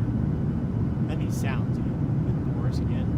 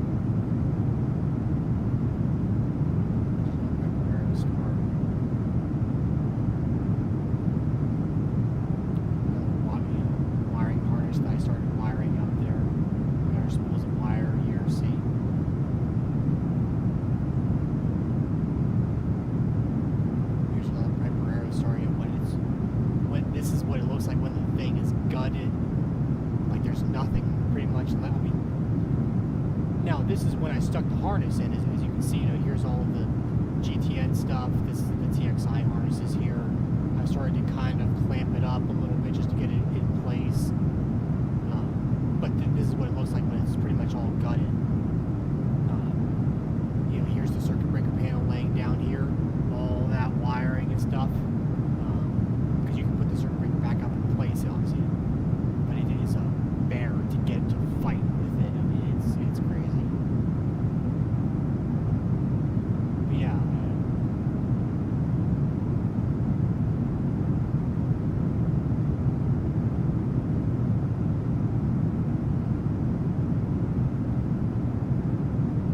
Like I said, I've got plenty of pictures that I could go on for days to show.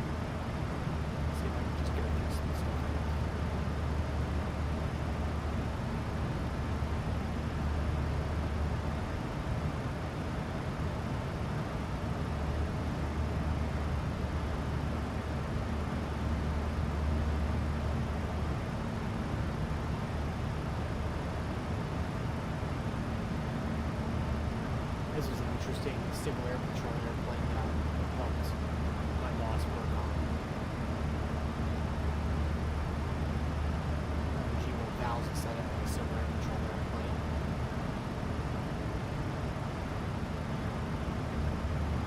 Oh, that Piper Aerostar. This is the wing root connectors that go through the wing. Since the Piper Aerostars are pressurized, they have wing root connector. And let me tell you, these things are a bear to get out of because they are stuck in there with PRCs. It's ridiculous to fight to try to get those wing connectors working. Here's an antenna installation. I put it on a Piper Aerostar. I had to build this doubler on the outside of the fuselage because there was a structure of the airframe that is there because it's pressurized. That we couldn't get to the inside because that's usually where we put the doublers on the inside of the airframe, but we couldn't, so we had to put it on the outside. But here you can see this one, we put the double on the inside, but we had to move the antenna because we put this antenna that we put on is a combination XM GPS comm. It has 3 different antenna leads, and there's right down the middle in this back bulkhead non-pressurized area and the baggage compartment. There's a string, I think it's a string, runs front to back. That the old antenna sits on, and we have to move our antenna over so it doesn't sit on that, because we can't cut that structure out. So we have to move our antenna. Here's a fuel tank that sits on the wing. Here's the new fuel tank.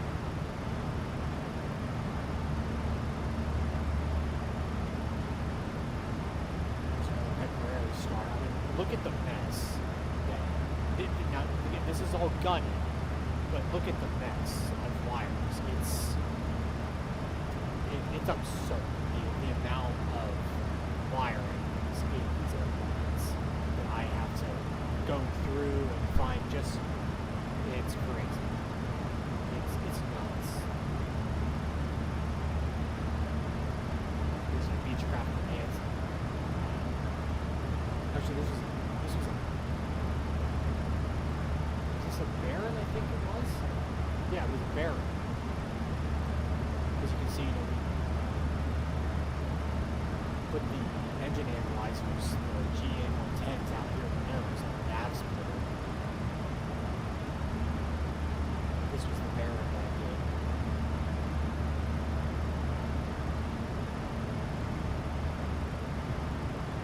This is my other buddy here, Arrow.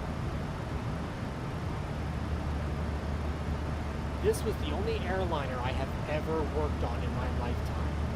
A Saab, I believe it was a Saab 340 is what this was. This was the very only ever airline I have ever worked on. Came in, had water seepage or condensation buildup in the static lines, I believe. So we had to go in, and with my coworker, I went in and helped in the access panels drain and get the condensation out. This was cool. I go plane spotting over at Harrisburg International, which is obviously the international airport that I go to. But not that I go to, the international airport that is not the airport that I work at, but it's across the river. Here's where the international all the cargo and airliners go to. So this was really cool to see the 747. I'll have to see if I can get a stream in over to do plane spotting. Here's an amphibious airplane, really cool. There's a boat you can float in the water. It's got the engine and everything up here, the lake.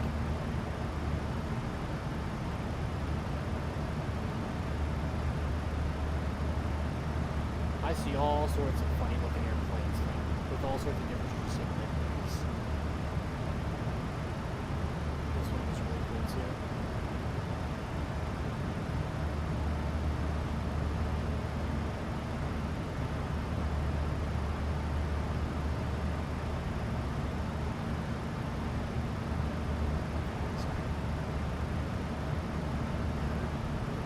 TriStar setup, dual screens.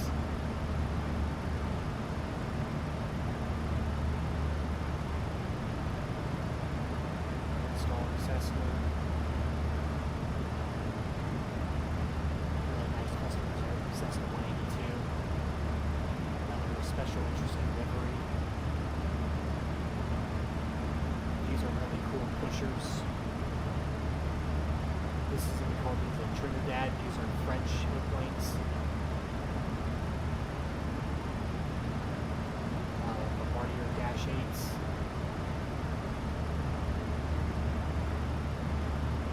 We have the PA state police helicopters that we work on in all their airplanes and aircraft.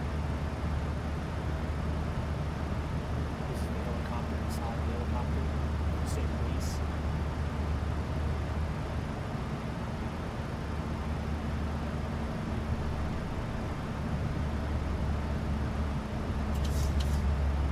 It sounds like we started our descent, so I'll shut up with this.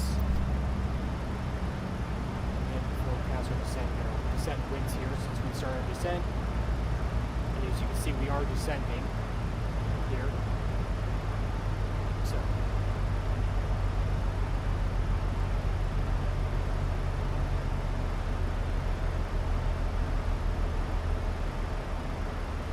Load our descent winds.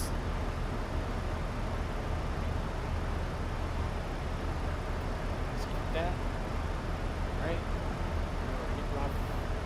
We'll do a flaps 40 arrival, so why not? We should have flight level 210 plugged in our autopilot panel up here. Get this guy over to auto, the seatbelts over to on.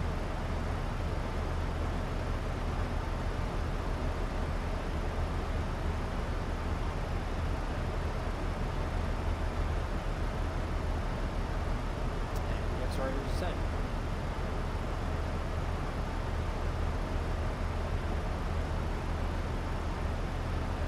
I want to pull up Navigraph.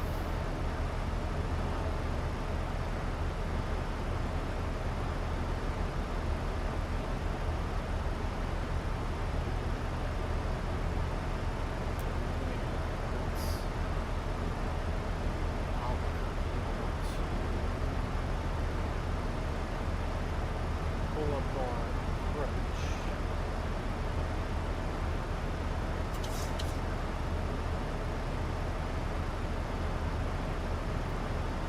Runway 8. What we're expecting. ILS. Alright. 111.9 on our localizer here.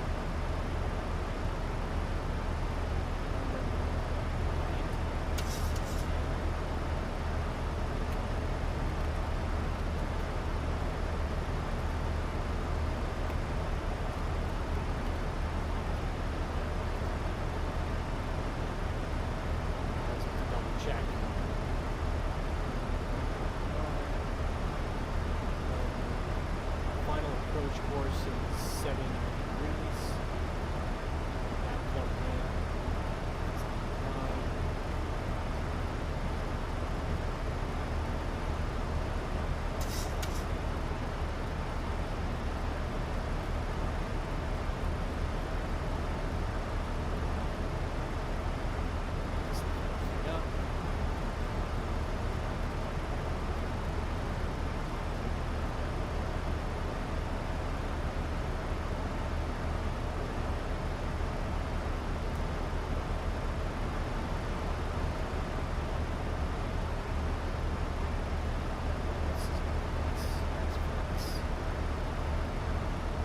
Elevation is 5,355.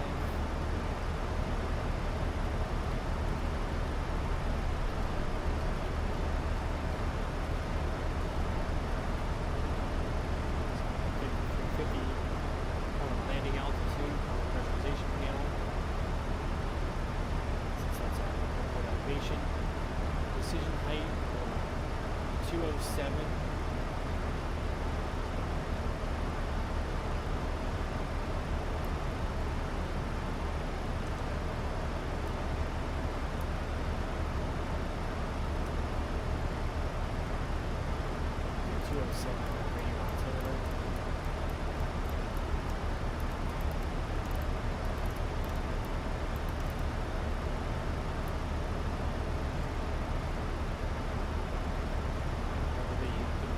number is your radar altimeter.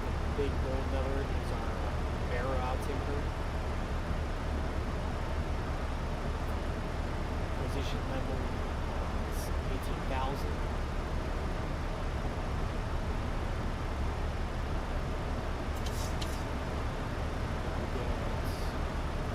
Flight level 140 plugged in.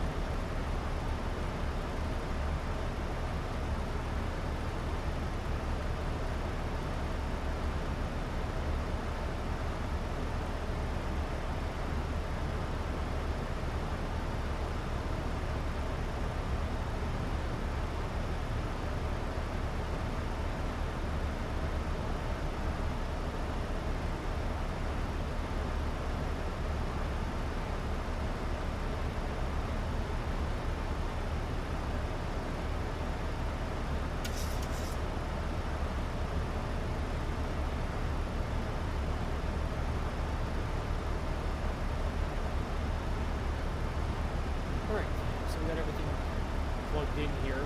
So we're descending. We got flight level 140 plugged in.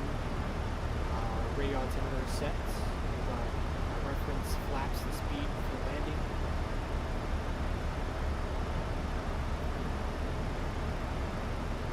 We need to go until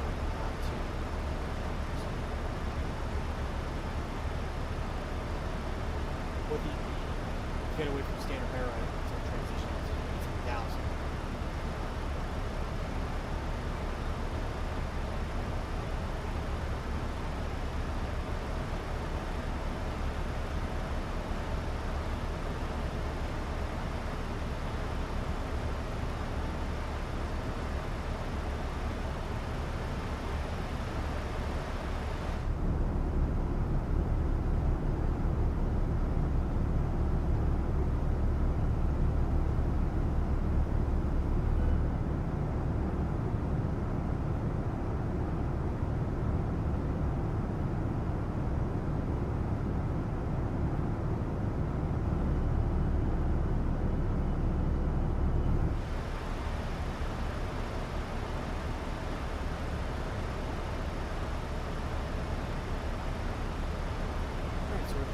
Good here.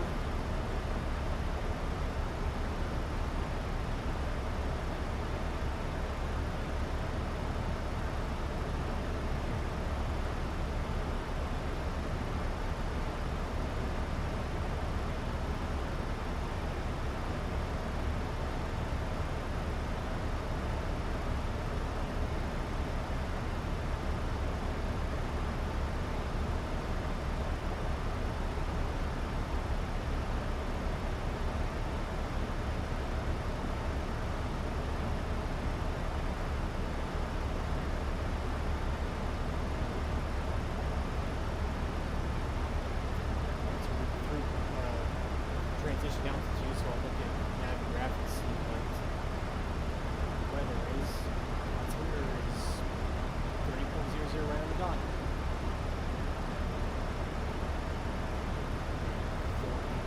30.00 plugged in right across the dot.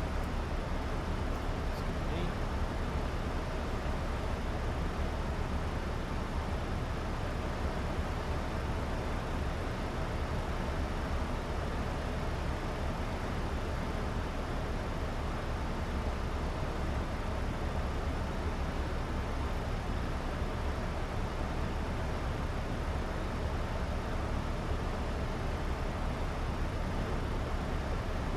Closer to 10,000. Get our lights on.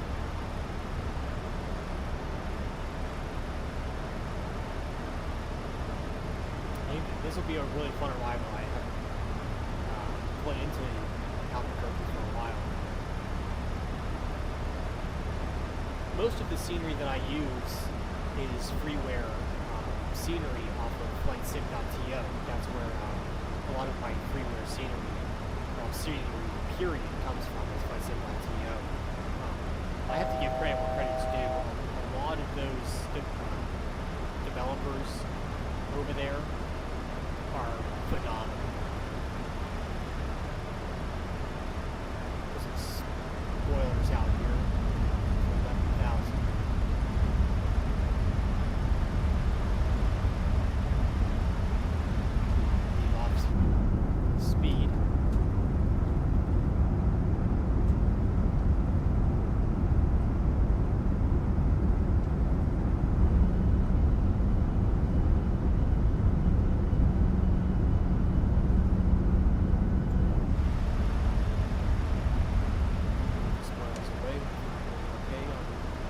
speed.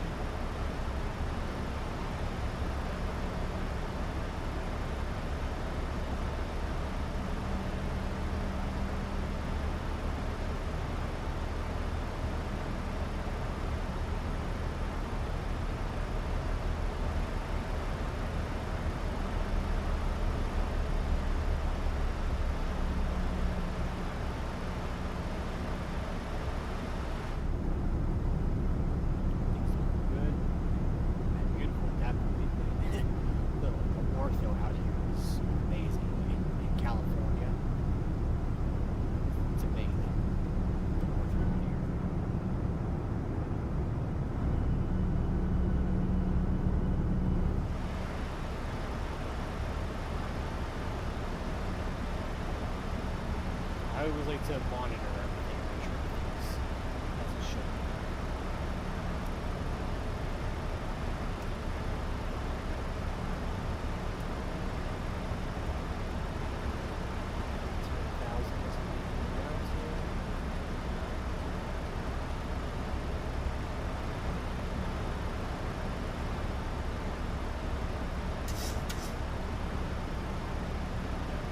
I'm really looking forward to this approach.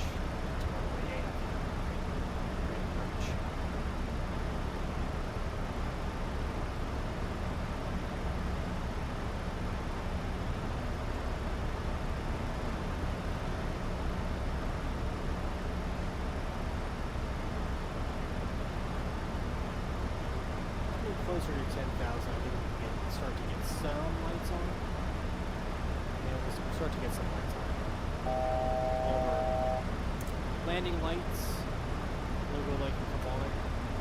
Position, strobe, and steady light can come on. Wing light can come on. I think these guys let them know they're pretty much going on to 10,000 feet or below. So everything's looking good.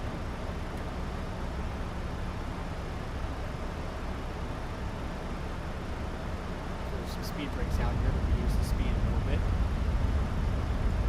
Let's down to 8,000 now.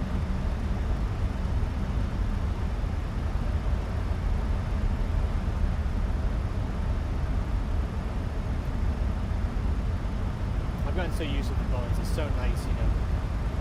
In the magenta, you know, once you speed 210, here's the altitude. That's what it's really nice. I've really become accustomed to Boeings. I haven't bought a Payware Airbus yet for Microsoft Flight Simulator. I know Phoenix is phenomenal, out of this world, great products. Phoenix, I definitely highly suggest them. The last Airbus that I believe I actually bought was for X-Plane 11. It was the Tolless products. They're really good stuff too. They're awesome. Anybuilds makes great Airbus as well. I don't know, I've always been I don't want to say Boeings are my favorite, but that's just what I fly right now. That is the PMDG 707-700 and then the iFly Max 8. That's another fantastic product too.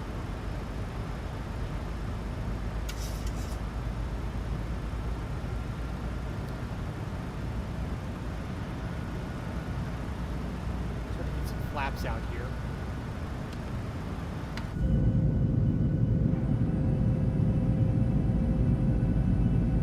Turn the sound up and get invested into our approach here.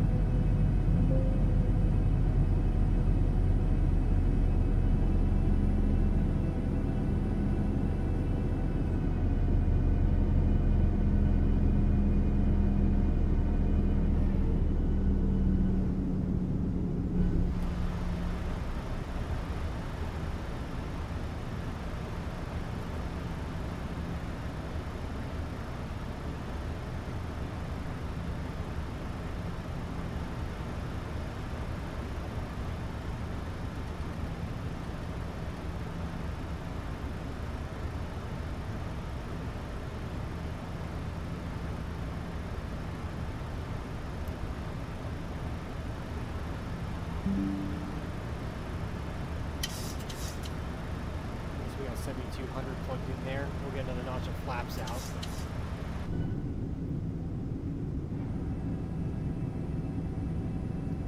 weathering on these flaps and the wing, like I said, it looks real. it's amazing. Between the sounds, how the weathering looks on the flaps and the wing, and the smoking rivets and stuff, breathtaking.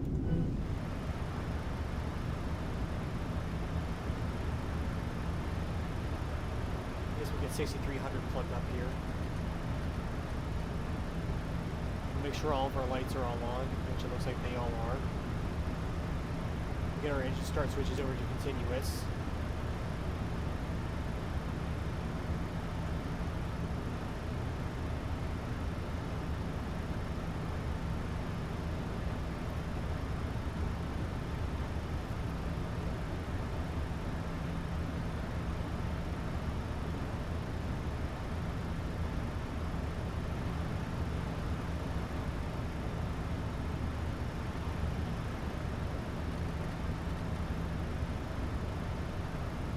Down.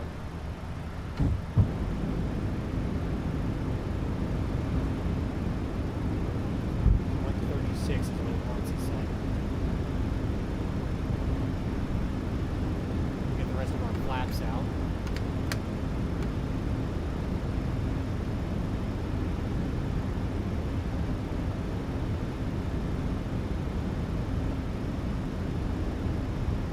$2,500.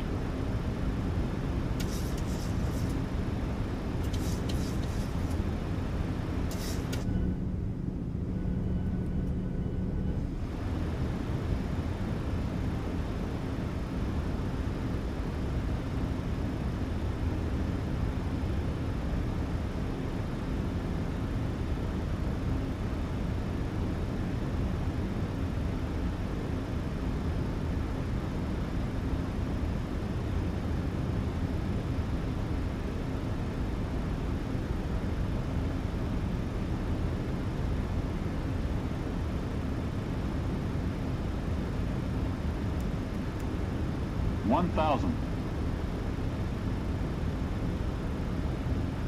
Sync rate. Sync rate. Sync rate. 400. 300. Approaching minimums. Alright, well, looks like we're going to go around. So gear up. Minimums. Airspeed low. Airspeed low. Too low. Gear. Too low. Gear. Too low. Gear. Too low. Gear. Too low. Gear. Too low. Gear. Too low. Gear. Too low. Gear. Too low. Gear. Too low. Gear. Too low. Gear. Too low. Gear. Too low. Gear. Too low. Gear.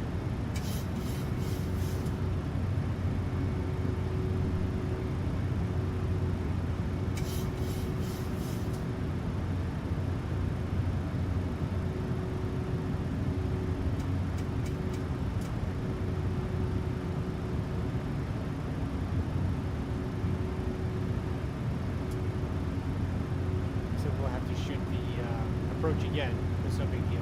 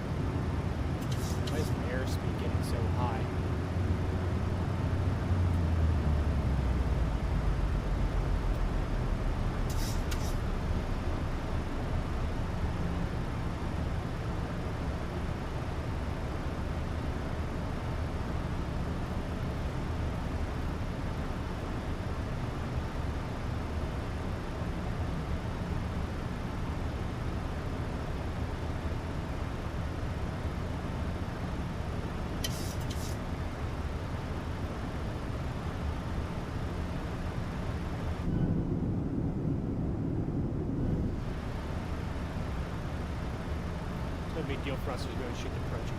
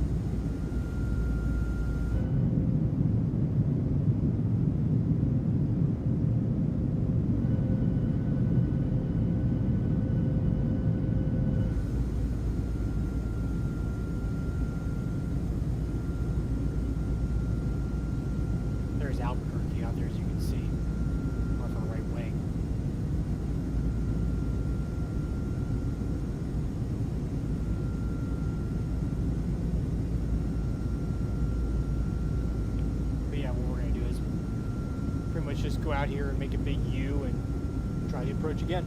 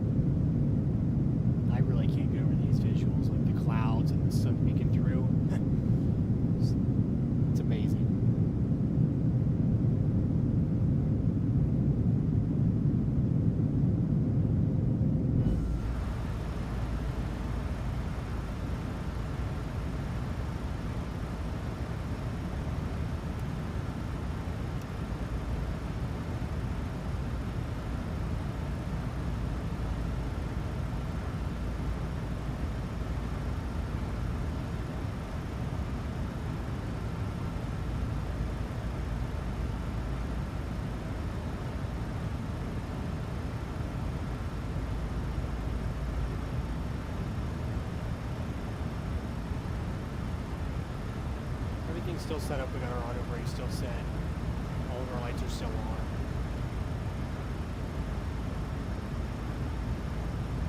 That was my fault on the approach. I didn't look out for the localizer to capture that, and then the lights looked to come in to hit the approach. That was my fault. I did that way too late to make us go around.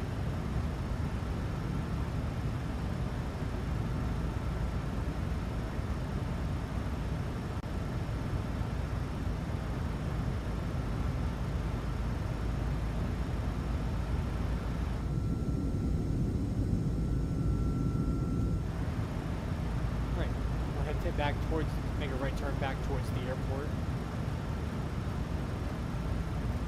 79 degrees.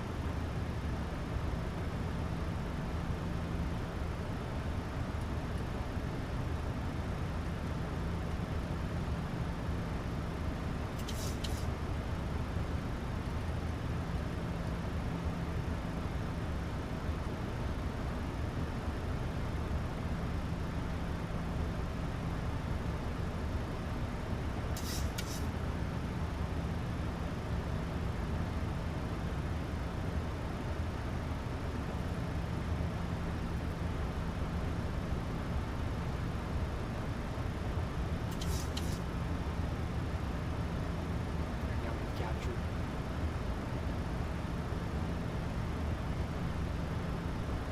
Oh, we gear down.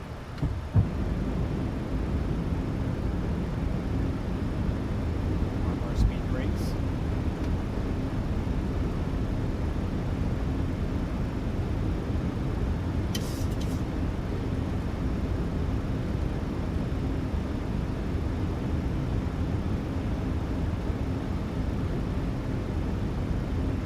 $2,500.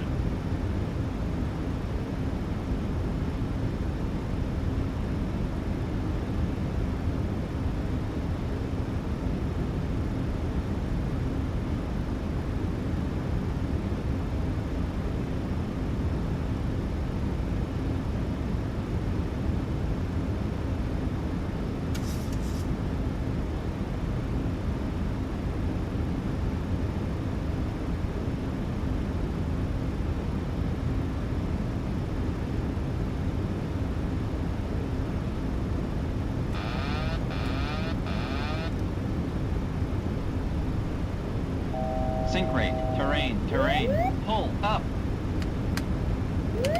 Pull up. Pull up. Pull up. Sink rate.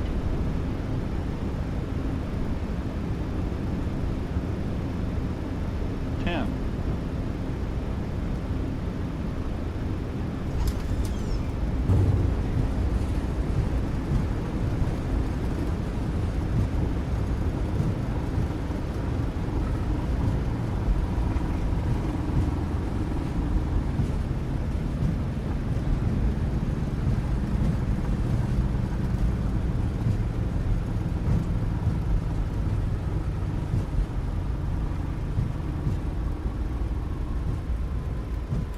Alright. Yeah, I really apologize for that, guys. I usually do a lot better than that. I don't know why we were always so high on that approach. I'll definitely have to do better next time. That was really my fault. For you guys. You guys don't want to see stuff like that. I really apologize. I just wanted to get it down. Alright. Clean up our spoilers and our flaps here.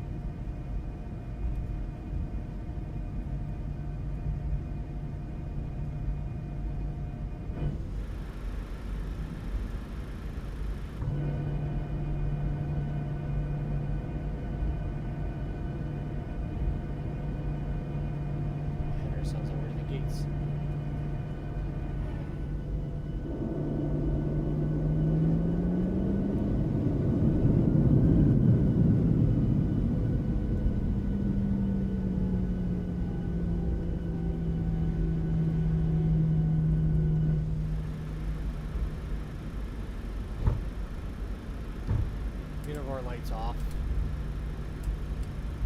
Get our runway turn-offs and taxi light on and start up the APU.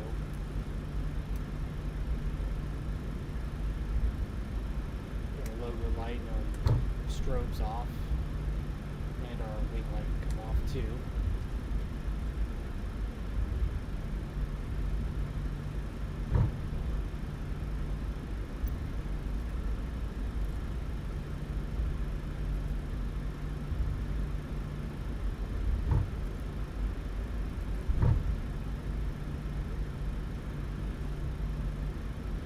I really apologize for you guys to see an approach like that for the very first time. That was awful. I don't know if it was the airport or me just being late to have to go around the second time. You know, I wanted to get it down. That wasn't very professional or whatever of me. So I'm really sorry about that. But the next flight will be, if we do like this again in a 7-3, I'll make sure that we get it right.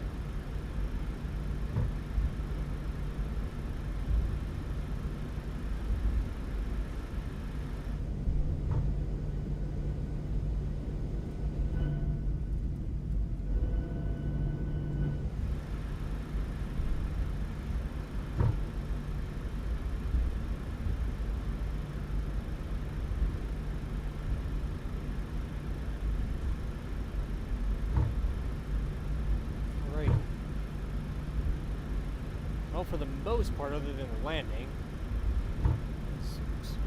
Yeah, I really apologize. That was very unprofessional. I don't know what like I said, I don't know if that was the airport scenery misaligning with the airplane, or if it was a me issue. I was too late of capturing the localizer and wide sweep. So I really apologize for being unprofessional about that landing and stuff. That wasn't realistic. But the next time, I promise I gotta do better.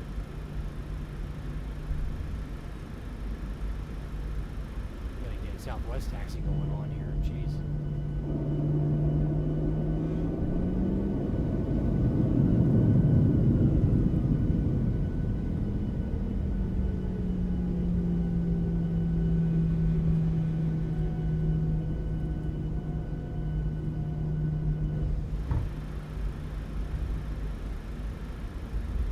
Have to taxi all the length of runway 8 all the way back to the gates.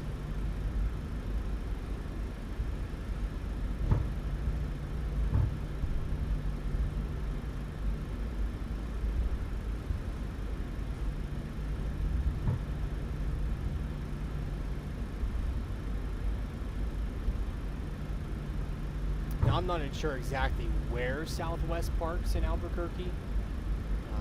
So I'm going to pull into one of these gates here. And this is Freeware scenery, so, and it's done, at, like, it's really, really top-notch stuff. It's great.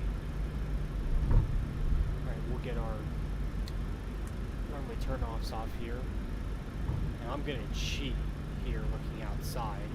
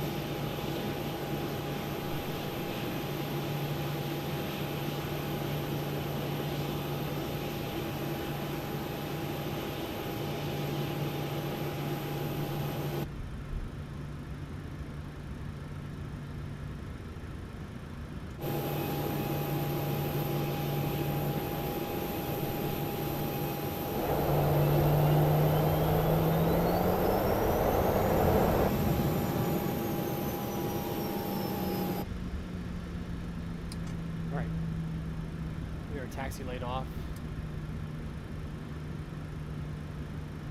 Flip over to APU gen. Get the APU bleed on. Get the engine bleeds off. Flip this over to APU gen.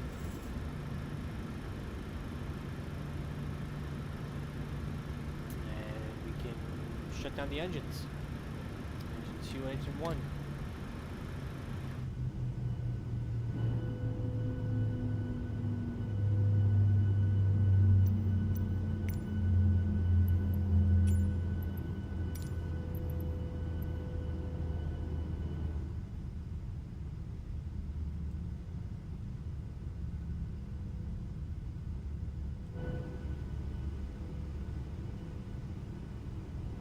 Well, welcome down to Albuquerque, everybody.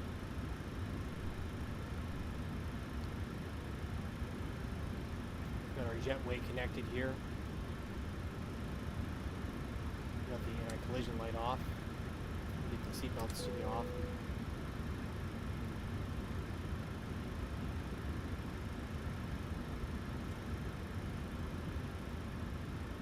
Get our ground services and set the chocks. Press the GPU. And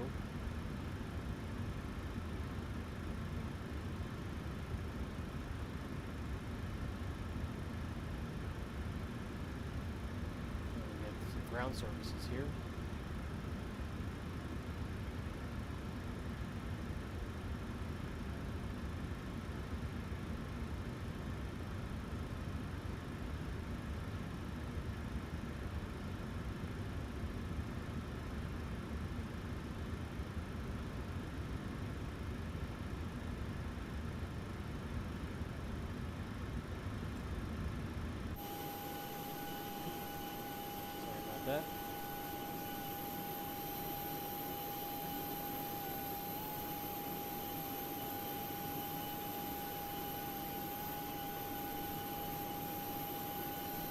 there we have it, friends.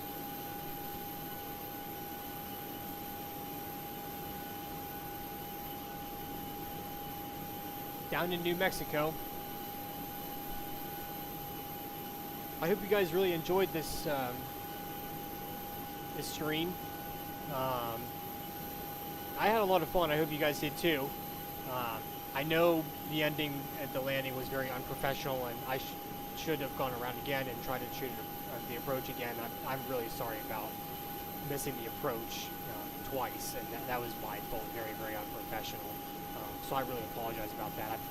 Next time I'll do a better. I know how to fly this. It's just I don't know if I don't know if it was the airport misaligned with the airplane, if it was me that missed it because I was too late hitting the capturing the localizer glide slope. Nonetheless, it's all right. We'll get it next time. There's always a next time, which is awesome. Again, guys, I hope that you really enjoyed. I really, really thank you for tuning in and all the comments in the live chat. Hitting down that like button. You guys are literally the best. I mean, I'm just a small channel, just trying to small town boy in a small town in a big world. You know, just trying to put it out, some content out there. You know, not trying to be anything too high end or too crazy. Just putting out some lovely content. Like I said, I'm Real World Avionics Tech, and I figured I would share my passion for aviation with you guys. You know, you guys are literally like the backbone of any channels, and like you guys are the backbone of this channel. So I want to hear your feedback. You know, what did you like about today's stream? What didn't you like? What do you want to see me do better? Do you want to see X-Plane? Do you want to see Microsoft? Where do you want to see me fly? You know, location-wise, what type of aircraft do you want me to fly? I even have different games to play to stream for you guys. So, you know, just let me know. I'm really open to anything. Let me know, again, I love criticism. Let me know what I can do better for the stream. For you guys, you know, like I said, you guys are the viewers. You guys, you know, tell me what you want to see, and what do you want me to do better, and play and do, and you know, fly to, whatever. I'm open to anything. Yeah, I really, really can't thank you guys enough for tuning in and you know, commenting and hitting down that like button. Making, you know, like I said, I'm just a small town boy in a big open world, as the song goes. You know, and just it is avionics tech. You know, just trying to make a name for myself. I'm not looking for any monetary out of this, to be honest with you, at all. I'm gonna be straight up. I'm just looking to make new friends and share my passion for video games and aviation, and you know, share my pictures of everything that I've been through in life so far. And yeah, again, I can't thank you guys enough. I hope you guys take care and have a great one. You know, again, if you could share the content, like, subscribe. You know, again, join the Discord or the YouTube. And again, you know, don't be afraid to get a hold of me or somehow, and tell me what you want to see, or, you know, or in criticism, what I can do better, and again, whatever. But yeah, thanks guys. I really, really appreciate it. I can't thank you guys enough. You guys really are the best. I don't know when the next stream will be. We'll have to see. Like I said, I need to get together a schedule for sure. But yeah, I look forward to catching you all next time. I hope you all take care. Have a great one. We'll see you, everyone.